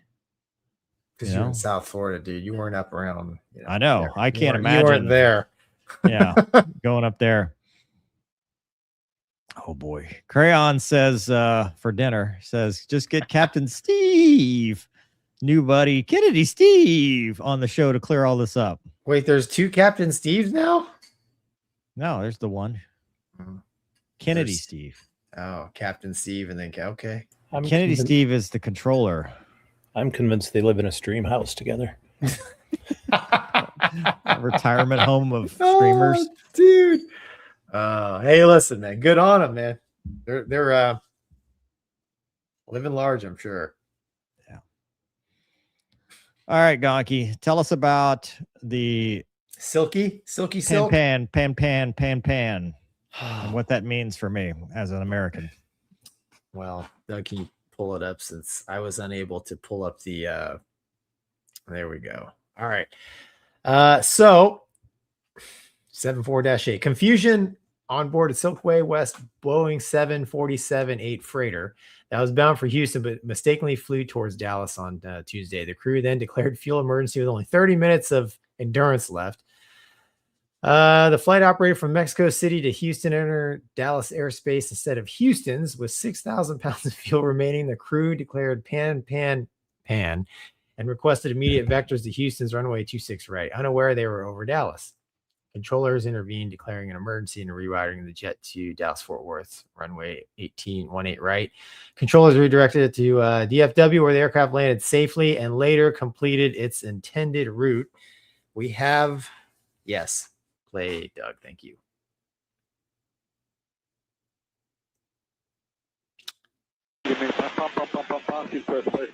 Turn all the way up. Cycle 5222. How much are you need emergency to go to DFW and land now, or what do you need? Say intention. We need to land as soon as possible. Runway 26 right. We are short of fuel now. We called Pampan 3 times. Okay, sir, you are not even near Houston right now, sir. If you want to get to Houston, how much fuel do you have, sir? Because you're several hundred miles out. We are only 6 tons. 6 tons. You don't have enough fuel, sir, to get to Houston. I have one. Do you want to divert to DFW, sir? Yes, we want to go to Houston. We are able to Houston now, but the shortcut, please. Okay. Okay. Sungus 522 Heavy. Verify 6. Hey, sir, 6,000. Sungus 5722 Heavy. Roger, we're declaring emergency for you at this time, sir. Maintain 1000. Fly heading 270. 1000 and heading 270. Sector 5722 heading. Houthi or Drapo, please. 522 Heavy, you are now being diverted to DFW via an emergency. Sun goes 522 Heavy. Expect DFW. Fly heading 360. Heading 360 and confirm now we have to go to Dallas-Fort Worth. Affirmative. Sun goes 522 Heavy. Clear to DFW via radar vectors. Fly heading 360. Descend and maintain 10,000. Descend to maintain 10,000. All right. Yeah, so they Doug, keep that video up. Go to the beginning. Oh, sorry, before you. Okay. Now you can continue. Yeah, so I mean they safely landed at Dallas Fort Worth and later I guess went off to Houston, but I mean you can kind of see here they were sort of kind of flying towards Houston and then sort of kind of went past it. They took a left at Monterey instead of going right. They took the scenic route, but I looked at if there was any updates as far as details on this thing, and I've never flown a 747. I don't have any airline or Boeing experience, but I was curious to how something like this can happen because in the 121 world, in the flying the big airplane world, dispatch does a ton of planning. You get it, you review it, you put it in the box, and I mean usually the fuel plan is for the route, right? I didn't hear anything about weather or anything, and I'm trying to figure out how the airplane flies to the wrong destination unless maybe there were some switchology errors that happened that caused it to, like you said, jink left when it should have jinked right towards Houston. But I mean, like having some Boeing experience, like what do you make of that?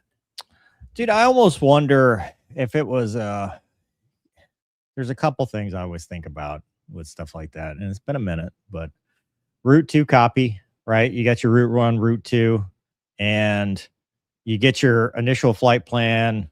You know, maybe it has this route, and then at some point you changed it, or somebody had a discontinuity and they went to route 2, and then route 2 might have been San Antonio somewhere else. Like there may have been weather that they were trying to avoid or something, or their initial flight plan was this, and then they got clear direct. That's one thing.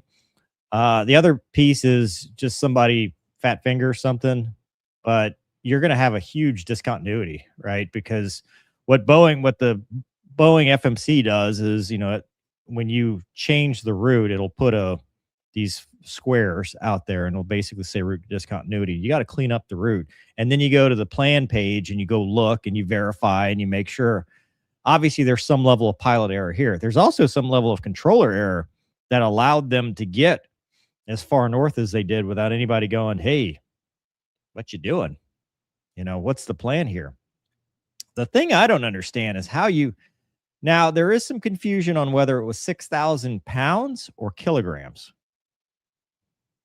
which, again, I'm not a metric man.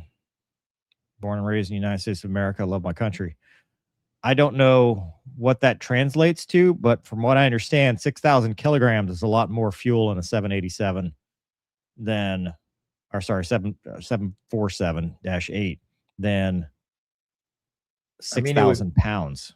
It would be, I don't know, around 14,000 pounds, something like that. Because 6,000 pounds is like, that's not a lot, dude. No way. There's no fuel. Like I was. If you had 6,000 pounds when they called it, I'm like, I don't even know if you're going to make it there. Yeah. The philosophical question I have is, this is something I've never considered. You declare an emergency captain's authority. You can basically do whatever you need to do to save the aircraft. I have never seen a scenario where ATC declares an emergency for you and then refuses to let you do the thing you think you want to do. Now, ATC in this case is very right, but usually emergency is captain's authority. So if captain's authority says I'm going to Houston and ATC says no, and you're an emergency and you think that's the best way to save the aircraft, even if you're wrong, like that's an interesting debate to me. Well, yeah, I'm not saying the ATC people did, like the ATC dudes, if there were 6,000 pounds, like kudos. They saved them. Yeah. They saved them 100%. Yeah, 100%. But I just mean from a philosophical / legal debate, right? We always talk about captain's authority, captain's authority. We can do it on captain's authority. It's in your FOM, captain's authority. Well, what happens when captain's authority is superseded by air traffic control's authority declaring an emergency for you when you're clearly wrong? Well, I don't think captain's authority was violated in this case because as a captain, like you have to be mature enough to recognize that you've lost SA. He says you're making us go, right? So what happens if he goes, I'm an emergency. I'm an emergency. I want to go to Houston. What happens if he still keeps pushing that? Well, I mean, then you're right. Captain's authority to the accident site will prevail. But in this case, I'm saying in this specific case, I think the 7-4 guys realized their perception of reality is not right. And ATC was very sure in their communications, right? Like, no, you're 200 miles away. You don't have the gas to go there. You need to land here. And I'll be honest, like if I was in a foreign country, and I was having those conversations, the thing is like, well, dude, DFW is right beneath me. I don't really know what the hell's going on right now. Why aren't I near Houston? Like, what is going on? You can always take the safe bet like they did, land and figure it out on the ground. What the hell happened? You know? I just don't understand because there's a couple things in the Boeing software, and I'm sure it's the same. I think the Dash 8 is probably almost identical to the 777 and the 787. Your destination is entered. Right.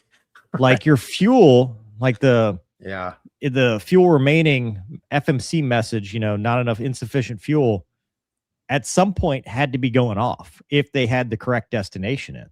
Yeah. Which tells me at some point somebody had them going somewhere else. And it changes color too. It's like, hello, you don't have the gas for this. I don't know if the 7.4's got color displays. I think it's just the Dash 8, dude. Yeah. Really? The FMC? Dude. Oh, maybe not. Anyways, continue. I don't know. But my question is, how do you take off with that little fuel? It's Mexico City. That's not exactly long haul. Like for a 7.4 not to have enough fuel to go to Houston from Mexico City. I mean, what was their 45-minute alternate? Probably DFW. You never know it. That might have been the snap. Like I'm saying, were they so tight on fuel planning? Because this is not like, hey, we went across the pond. Yeah. And you know what I mean? Like they were going from Mexico City to Houston. That's a scary thing, man. The incompetence on this one is pretty high. It's very hard for me to find a way that the pilots aren't completely out to lunch, and that the controllers, DFW, God bless them, man, save their asses. Yeah, there's a lot of details that we're not privy to, because I find it hard. Dude, aviation's so safe, and like there are so many checks and balances in that airplane, in the cockpit.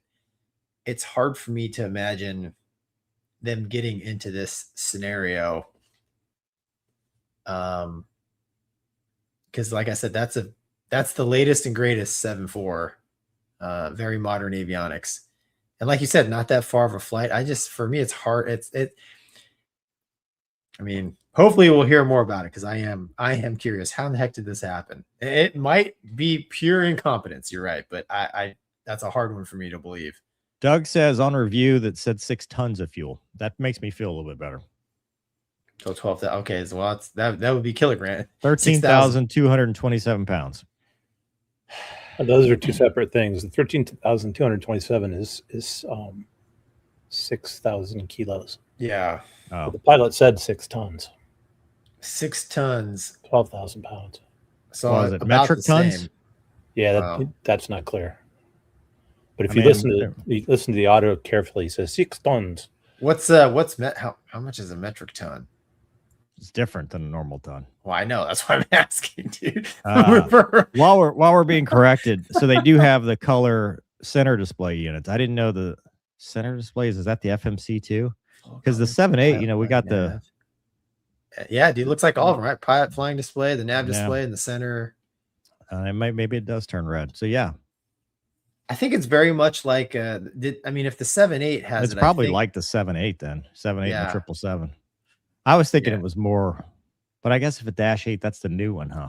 The latest, which they took a lot of the 7.8 tech and put it in the latest and greatest, hence the Dash 8, I think. Yeah. Well, either way, they got to the point. But dude, even if David says if accidentally entered DFW and FMS would have arrived at DFW with low fuel instead of Houston. Yeah. I don't know. I mean, both pilots are supposed to check. Yeah. I mean, and somebody has to at ATC go, hey, you guys, you're at San Antonio going north. Why? Well, and then also when you do your, you have to plan your arrival, right? So, I mean, when you ask for your arrival, were they on a northern arrival into Houston? Was that no? What I'm saying is, when you ask for performance data, surely they were asking the airplane performance data for like I said, I never flown the Boeing, but like when we get a couple hundred miles from our destination, I go in and look. The destination airport is it's in there. I select the destination runway that's in use, and then I ask for the performance data for that runway. So there's, like I said, there's multiple checks for checking your destination. Dude, that's a good point too. I wonder if it was an arrival Like they picked the wrong arrival. Oh, Sometimes when you're, so you don't know, right? And this is always the gotcha.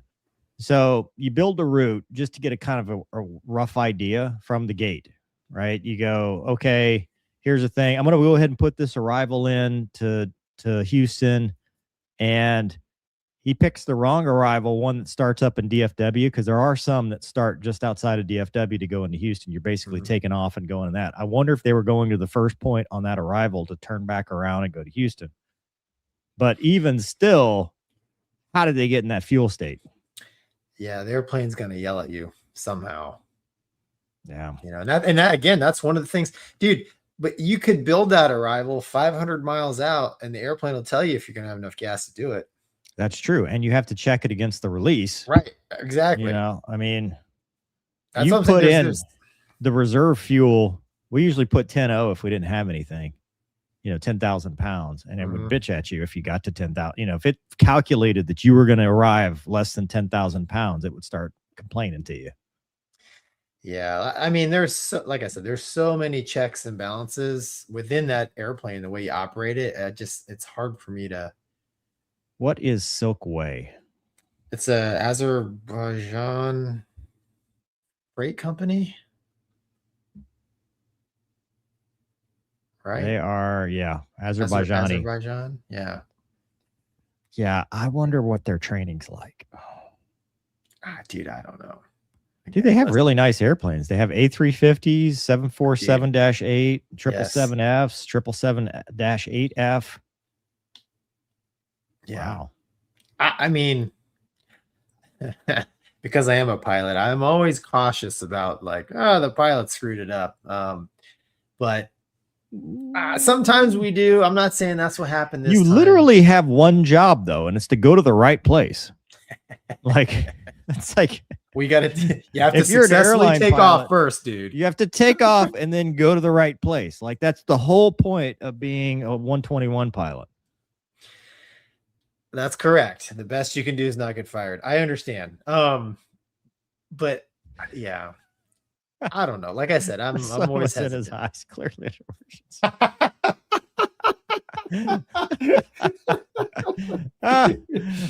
Oh no, that's funny. Yeah, Joe says these guys forgot the pilot's prayer. Don't let me screw this up. Also, don't let me end up on the Mover and Gonky show. 100%. I don't even want to end up on the Mover and Gonky show. No, I don't either. All right, what else is happening in the world of aviation, Gonky? I don't know. Something at Delta. Oh no. Oh, you're muted. You want to go, or are we just skipping it, or what are we doing? No, here, pull it up, Doug. I'll read it. A Delta Airlines Boeing 757 with 199 passengers and 6 crew members on board was evacuated at Atlanta Hartsfield International Airport on Saturday after smoke entered the cockpit shortly after takeoff. The flight crew followed procedures to return to Hartsfield-Jackson Atlanta International Airport after reports of fumes on the flight deck. A slide evacuation occurred on a taxiway. Customers are being reaccommodated on new aircraft, and yeah, everybody made it to where they're going to go. So Delta apologizes. Delta Airways apologizes, and we have some video of the action. Doug, play it.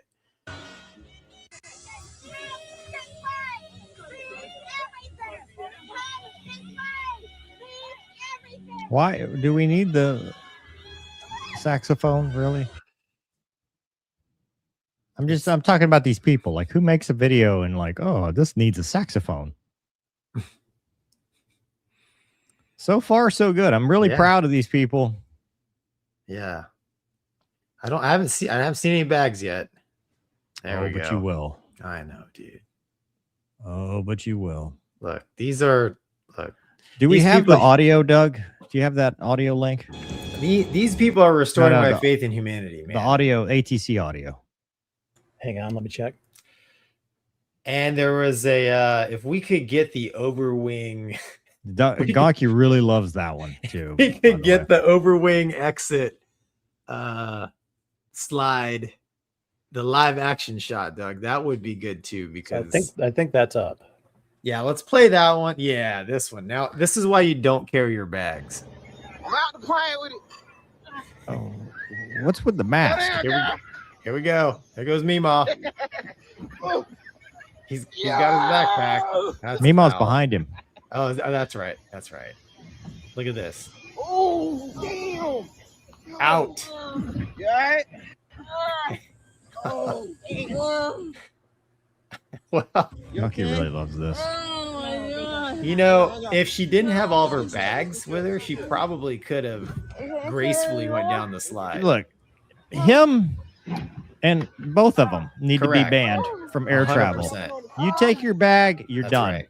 Meemaw and the dude who's filming here, he's got his backpack, like, And his mask, like it's 2020, the fake mask, not even the one that works. It's just like a. I'm trying to appease the government mask. I don't want to be She's recognized. got a real mask. Yeah. Yeah. I mean, she's legit hurt. Look, there's some blood on her hands. I mean, I don't like seeing anybody get hurt, but dude, that's why you don't take your bags with you. Go down a slide like that.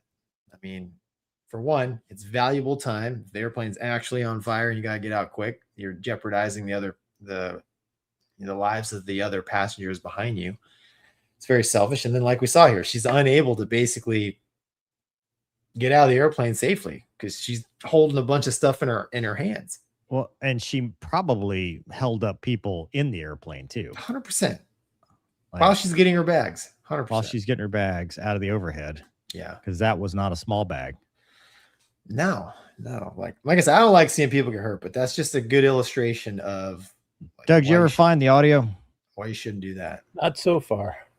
Okay. Well, we'll skip it because it was good. Basically, the 7.5, they turned and they basically said they already had the trucks because they'd already declared emergency. Mm-hmm. And then they said, nope, we're getting smoke and fumes in the cockpit or in the cabin. We're going to stop here and run the checklist. Delta dudes did an amazing job. You know, kudos to them. Delta flight attendants did a great job. Just passengers are idiots. I mean, I don't know how many times people have to be told, leave your stuff. You know, I mean, especially in this case, you know, I mean, like, just get out. If you've got important medication, fine. But dude, if you're keep it on your person. No, if you've got important medication, keep it on your person. Get a fanny pack, put it in the fanny pack, and just travel like that. If you are like, if you can't wait a couple hours or whatever, or can't get the medication anywhere else, you need to have a messenger, like the thing, the satchel that's very small. I'm not talking a backpack. I'm talking something that's very small and compact on your person. And they tell you that. They say, hey, keep it on your person at all times. Also, probably not the best plan to go with flip-flops.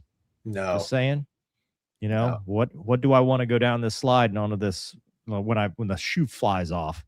But the flip-flop's not going to hurt anybody else. You with your dumb bag, you're probably going to hurt somebody. And if we remember the Aeroflot incident, it's the difference between people dying. Yeah. You know, let's not do that. So I wish they would find these people that, especially the ones that are making videos about it and you know, say, hey, look, dude, you're not flying for a while. Yeah. And man, sorry about your trauma, but guess what? You caused this. Like because I saw a couple comments are like, she's going to get a payday. Like the payday needs to be her paying someone for a fine.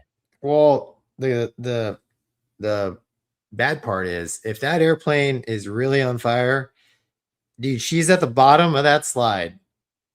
Like if you know, rendering that slide almost, you know, useless, right? I mean, she's going to get hurt worse. 100%. People are going to be stepping on her to try to get out. George Costanza style. She's going to get trampled. If that airplane's really on fire, dude, people are not going to stop coming. And she's going to hurt other people, right? Because you come down that side pretty fast. So it's no bueno, man. No, it is not. The bueno is bad. Yeah. See if anybody in the comments has told us we're pound wrong. sand. I can't wait for someone to slide with luggage. Oh, there you are. Yeah. You found it. Yeah. Mach says until the FAA steps in and charges people with fail and follow directions, fine them and ban them from flying a period of time, nothing will change. I agree. And I think they should. They should. It's on social. If you post it on social media, we know where to find you. You know? Yep, 100%.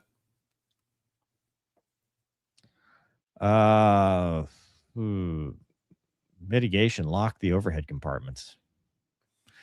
Yeah, but you're asking Boeing to mod stuff, and they would get it wrong and lock the doors. It's another MEL. That would not be. That would not be good.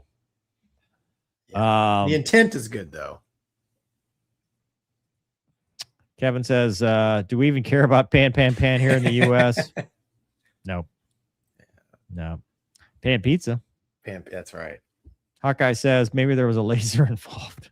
He's talking about the Aeromex or the Swift or whatever the hell. Silkway. Bob says, I think you guys should do a follow-on this if they ever release what exactly happened here. Interesting breakdown. Which one? Well, I think he's probably Silk West, which I doubt they ever do because that's not going to be a thing. And then Jay Bavario said, did we address how bad the op-wag stream was? No, we haven't. Please tell us more. We thought it went great. What do you mean? It went great with some technical issues. No, it went great. What are you talking about? We never talked about anything going wrong. Look, if you can't show up for the whole show, you're not early, you're late. Yeah. Sorry. Especially if you want to be mean about it. 3 Greens Ambo says, as an Ambo, I can tell you we have the drugs. Roll out wood chippers next to the aircraft vacs and start chucking bags in. Yeah. I mean, there might be some drugs that are like hard to find. Right? Like, I don't know. Mima's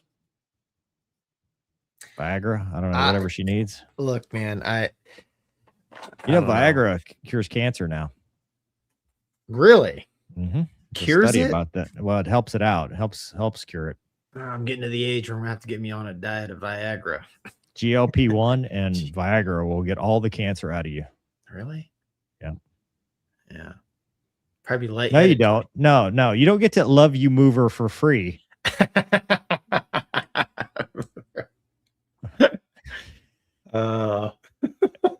Mover offended.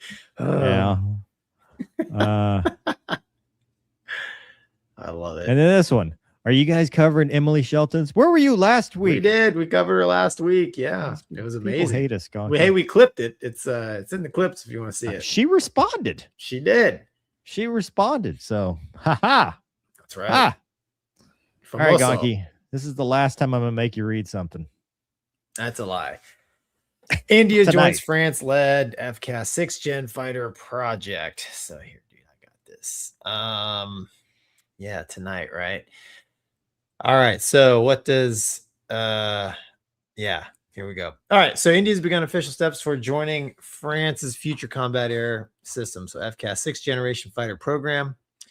India's Ministry of Defense said it's begun work on joining the FCAS program, which is led by the French government. So a little bit of background is the FCAS program actually started Spain, Germany, and France, and things have kind of fallen apart. So back in March, the chief of defense in India said the country intended to join one of the 2 consortia and begin studying prospects for developing a 6th-gen fighter. I think last week we covered they're also developing their own 5th-gen fighter. So this would be something for even further in the future. So says in June of 2026, France and Germany agreed to end the joint project after prolonged disagreements over its implementation. So the issue there was France and Germany basically couldn't agree on who would actually own the airplane.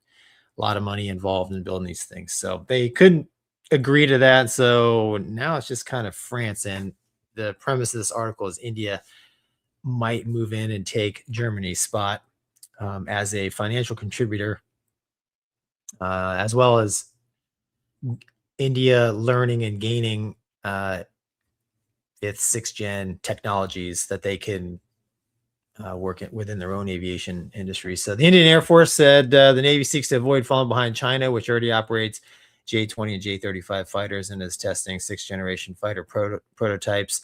India is also developing their own combat aircraft systems, including the 5th-gen AMCA fighter, which we covered, and the carrier base, we did not, TDBF fighter. At the same time, participation in an international project could complement these programs to give the country access to emerging combat aviation technologies. And recently, the Indians said they're not going to purchase the export version of the Su-57. They're going to focus on upgrading their Su-30 fleet. And that's about it for the article, man. So they're looking at a couple. Yeah, they're looking at a couple different things, man. They're partner with somebody. France and Germany have already done some work on this thing. So partner with somebody to get it going and basically learning and sharing the technology that, developing an airplane like this will allow them access to those new technologies that they don't quite have. And we talked a couple weeks ago about right there, the Himalayan front there, right there, concerned about 5th gen stuff coming over the mountains. And, right now India is mainly, it's 4th gen heavy. So they're trying not to fall behind, but we've talked about it quite a bit in the past, man, as far as the time it takes to develop these kind of fighters. And I don't think the FCAS is anywhere near flying. So I don't know, man. What do you think? Is India just flailing, or is this a step in the right direction? You're muted, but I'll read your lips. You said, Gonky, you're the greatest. I think the FCAS is flailing. Okay. Of anything, right? The FCAS, Canada was involved and may or may not be involved, and Germany back. Like, this whole project has been, I'd like to see it get off the ground. I'd like to, because I wonder how far they have even gotten at this point. Right. To the point that they can even call it really a 6th gen project. I was looking back at the old article we had talked about. The AMCA, they're talking, 2030, 2028 to 2032, which means they probably won't see it till 2035. That's 9 years away. And they were talking about the J-20, with the delays on the AMCA. It just is interesting skipping to the 6th gen. Maybe if you're trying to catch up, but are they jumping into out of the frying pan into the fire from one problem which they have, which is the 5th gen and upgrading their fleet and the AMCA and the delays that it's had, to a program that's already plagued with problems. Now, on the flip side, it could be the savior of the program, right? Because the FCAS could get more partners especially with Canada. Now they're all working together and doing that. So that would be interesting to me, especially given India. I just wonder how that would work, because, Canada is traditionally U.S. stuff, potentially gripping if they go that direction. France has always mostly indigenously produced their stuff. India being in that mix now introduces, is India going, what kind of partner is India going to be? Are they going to be sharing tech from the AMCA to help do this? Or are they going to be somebody that, they take the tech from this program and put it in their AMCA, and that there's not much return for the other partners? Does that make sense? You know what I mean? I think it's France kind of an unknown. I think France takes the lead, since they have been working it already. Yeah. And then, I don't know, when I read it, I got the impression that if India joins the program, it breathes new life into it, with now France being able to control the airplane, because the Indians fly the Rafale French airplane. So, the relationship is there on the Air Force side and the Navy side. So the relationship is there between the governments. So I think in that case, it would be pretty natural, but they didn't develop the Rafale. That was an airplane designed by France because France was tired of waiting on Typhoon. But I think, my opinion is, Mover, they would let France take the lead on, which is what France wanted. They want to control the airplane. That's why France and Germany couldn't agree. Canada's going to the GCAP, not the FCAS. Okay. So that's the correction on that. Japanese. So apparently the GCAP is the competitor to the FCAS. Is that Japan, South Korea? It's UK. They have joined without paying an entry fee or making a financial commitment to build the aircraft. Holds no formal voting or decision making. So I apologize because I thought they're observer partner. That's Franco-German Spanish FCAS is that one, and then GCAP is a whole different countries. UK, Italy, and Japan. Yeah, the problem. I don't know. Back to that point, what you're saying now makes a lot more sense. So FCAS to France is actually probably it's the next logical step. I mean, especially depending on what level of investment they have. Right. If they're just helping to breathe life into it, it gives them the next block because they have to, they have to have something. They can't stagnate. So if they're getting in early and trying to breathe new life, that's the way to go. Yeah. I'm not a huge fan of multiple countries developing one fighter. I mean, you kind of get, the Typhoon it's a great airplane, but it has its issues and it took a long time to develop. And I spoke with Typhoon pilots and they've told me as such, because you get that, right? If you're a country and you're investing a lot of money into an airplane, you want to have a say. And at the end of the day, like somebody has to lead the program. Yeah. Or else nothing ever gets done. Everything's a compromise and the budget just balloons, right? Because, in this case, India's mission for this airplane is probably not exactly what France's mission is for this airplane, right? And, when you're designing an airplane, it's best to have a very specific mission you're designing it for, because then you can really make a good airplane. So, we see a little bit of it with F-35, right? There's just too many chiefs in the design of the airplane, and what you get is an airplane. With technology you can overcome a lot of stuff, but you get a compromise is what you get. F-35. Yeah, that Amy.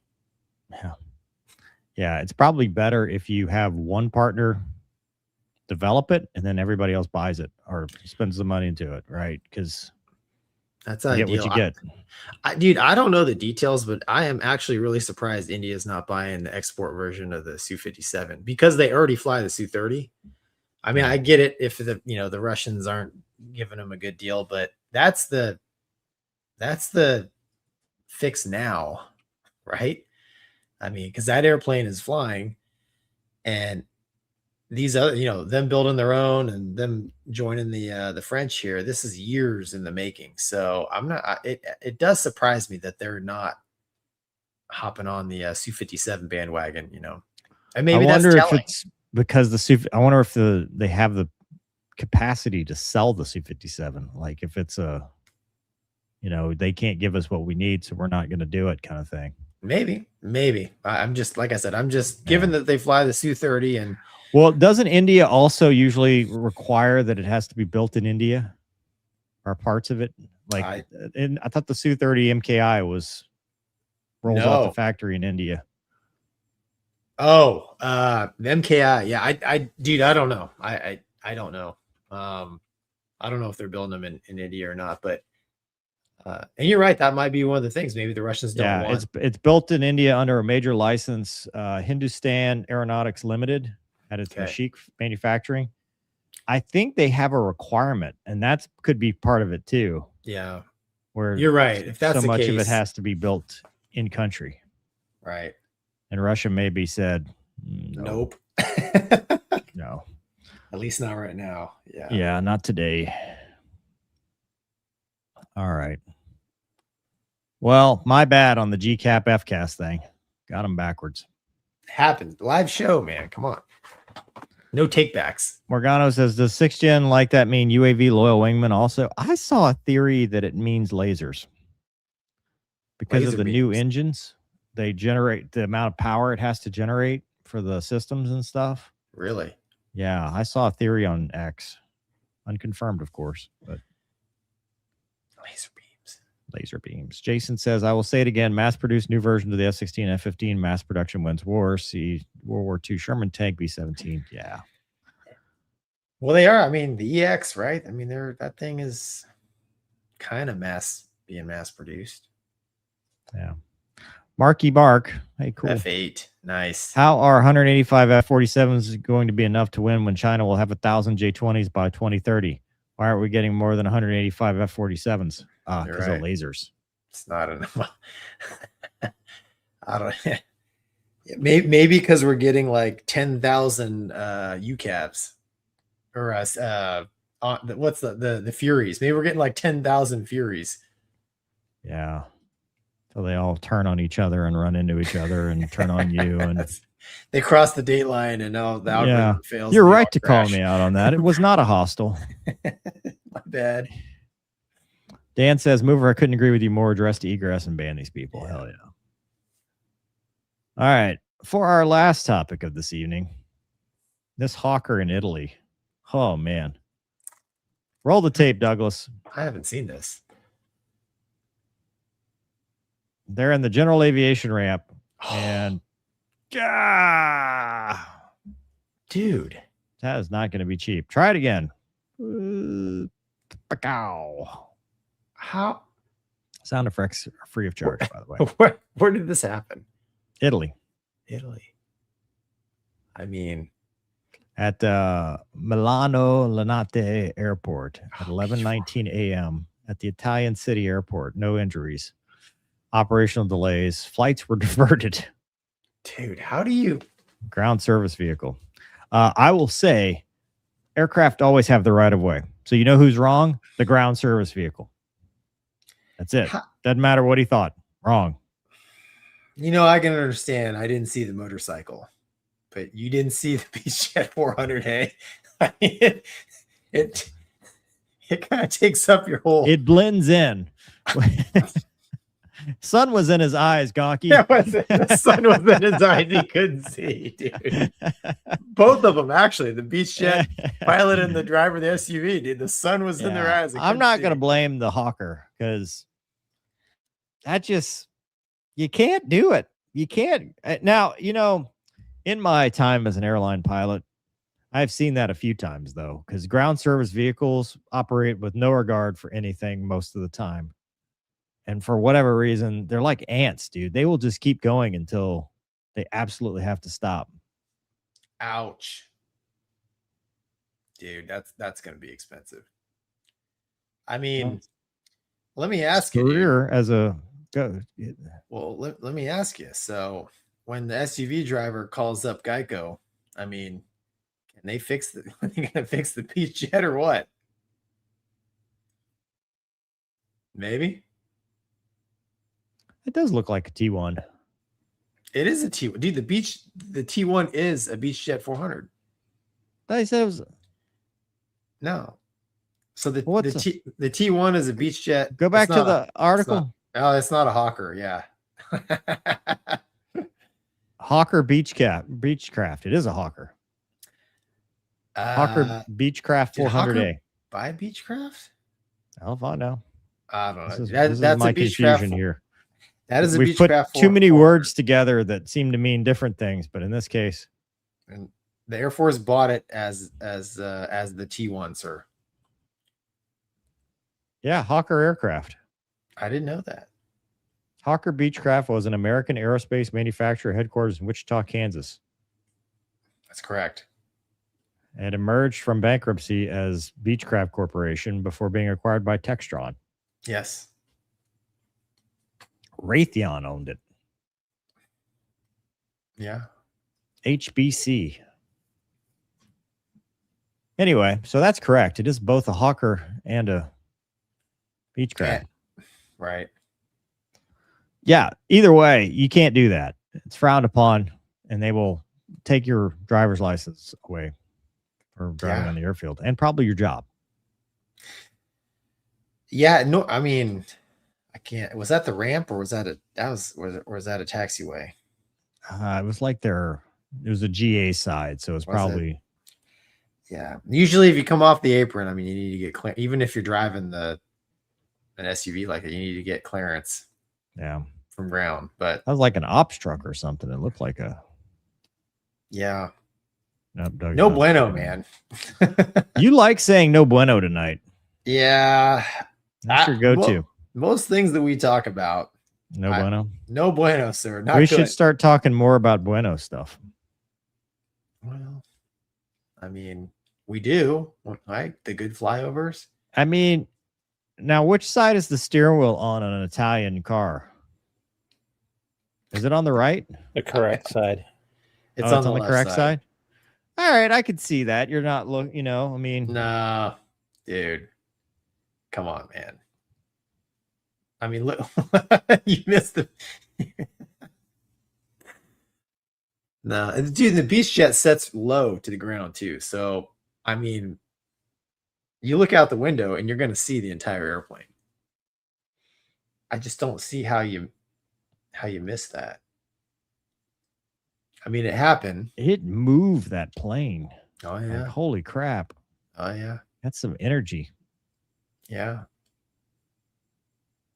Not good. Wow. All right. Well, let's see what the kids at home are saying. Garrett says the phone call to the insurance company is rough. Yeah. Yeah. Hey, sorry. What's the make and model of the vehicle you hit? Dear Chief, no one was as surprised as I. Yeah. Hawkeye says, so the Mark 10 BSG Viper is possible. Lasers. Hell yeah. All right, Gonky, that's enough show. You've done it all. We have 2 hours, man. It flies by. Yeah. It's time to make it. Hey, who do we have coming on soon? Mace will be here on the 24th. That's right. In 2 weeks. What is this? What happened? Doug has demoted Gonky. Switch my. There we go. What? We got to decide who's in charge here. Stop it, dude. You did those last two. Those last two you did completely on your own. Look, dude. Look at this. Yeah. No, Mace will be here on the 24th, which is cool because we haven't had Mace on in a while. Yeah. Maybe some of her success will rub off on our show. What do you think? It's not polite to ask a woman to rub off on you. I didn't do stop. You are twisting my words. Those are literally the words you said. Douglas. Wrong Judge. No. Weigh in, Judge. Why, I'm not. No. You're I am not not in the business of standing up for Mace. You're not twisting my words. We'll ask her when she gets here. I was giving her a compliment. Let's You had not to twist my words. Let's not ask her. Let's all just pretend like Gonky didn't say those things and move now onto the hit the end stream button. Mace is working hard for that success. She is 100%. Yeah, one of these days we'll be 1/8 as successful. I'd love to be an 8th. Dude, I'll take it. I'll take it. Yeah. All right. Good night, everybody. Thanks, we'll see everybody. you next Monday. Same Bye, great guys. time, same great place. We still will not be the news, and we still will not be professional. Good night. Yeah.